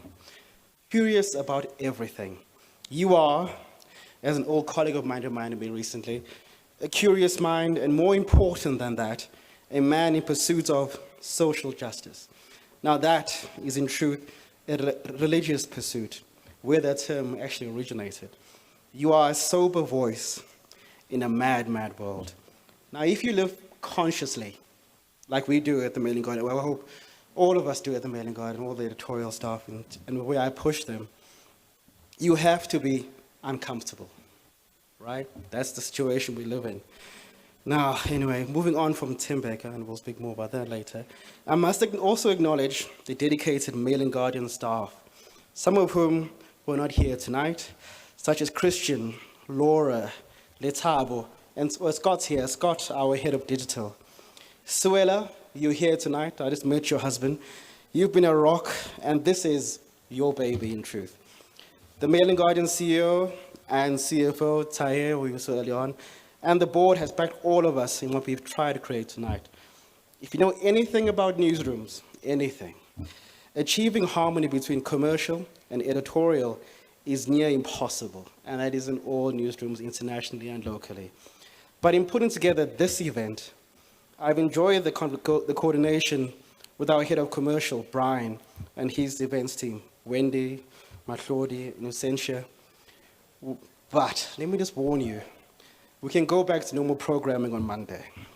Anyway, but to our previous alumni and all the guests here tonight, your presence has added a touch of brilliance. In conclusion, I want to express my deepest gratitude once again to all the sponsors, the incredible 2023 cohort, and our guests for being here with us tonight.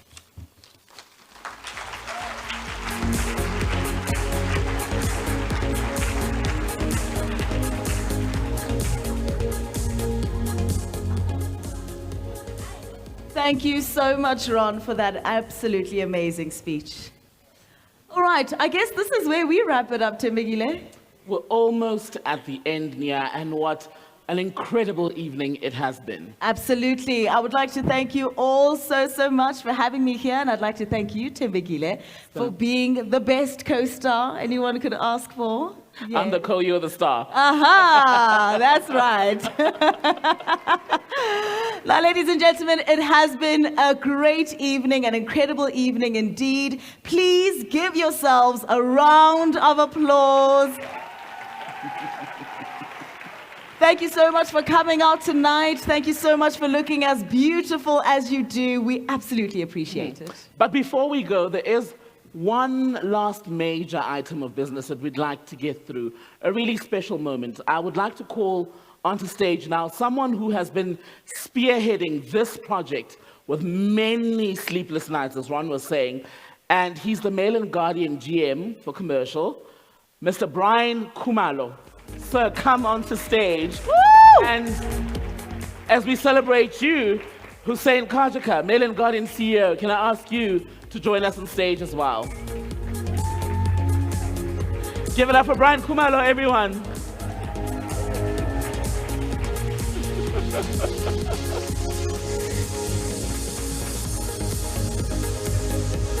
I come bearing gifts, and it's not even Christmas.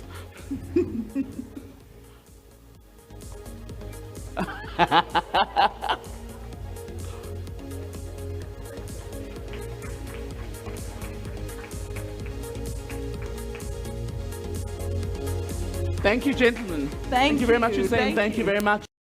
And congratulations, Brian. Thank you for all the hard work that you and the team at Mail and Guardian have put into putting tonight together an incredible showcase of South Africa's 200 finest young people. Nia. Absolutely, absolutely. Now, ladies and gentlemen, I would like to thank you once again for being here today, but I would also like to thank all the sponsors who were able to make this a possibility. Tembegile and I want to say thank you to Anglo American, Vodacom, African Bank, Get Smarter, to ENCA, the Aurum Institute. Thank you to Netflix. Yes for Youth. A big thank you to NYDA. Also thank you to the lawyers, Cliff Decker Hofmeyer. The Nelson Mandela Foundation. South African Tourism. And of course, the list goes on and on. We are absolutely grateful to have you here today. Thank you to Fundi. Thank you, Pamsa. Thank you so much to CSIR. McCafe, thank you to you. To Loot, a very big thank you as well. Thank you, Loot. And your radio home, madam. Thank you to Y. Y. And lastly, a very big thank you to Bulldog Gin as well. Now, I have been in charge of the keys to the kitchen. And as we wrap up, I'm pleased to announce that dessert will soon be served. And don't go away, plenty of music as well. And a thank you, just by the way, to our incredible social media team. Yes. Who made sure that people who were unable to be here were able to stream the event. So a round of applause for them, but also making sure that Instagram, Twitter, and all other social media platforms are also able to celebrate with us on this special occasion. Yes. And that is it from me. That is it. Thank you so much. Enjoy the rest of your evening. Thank you.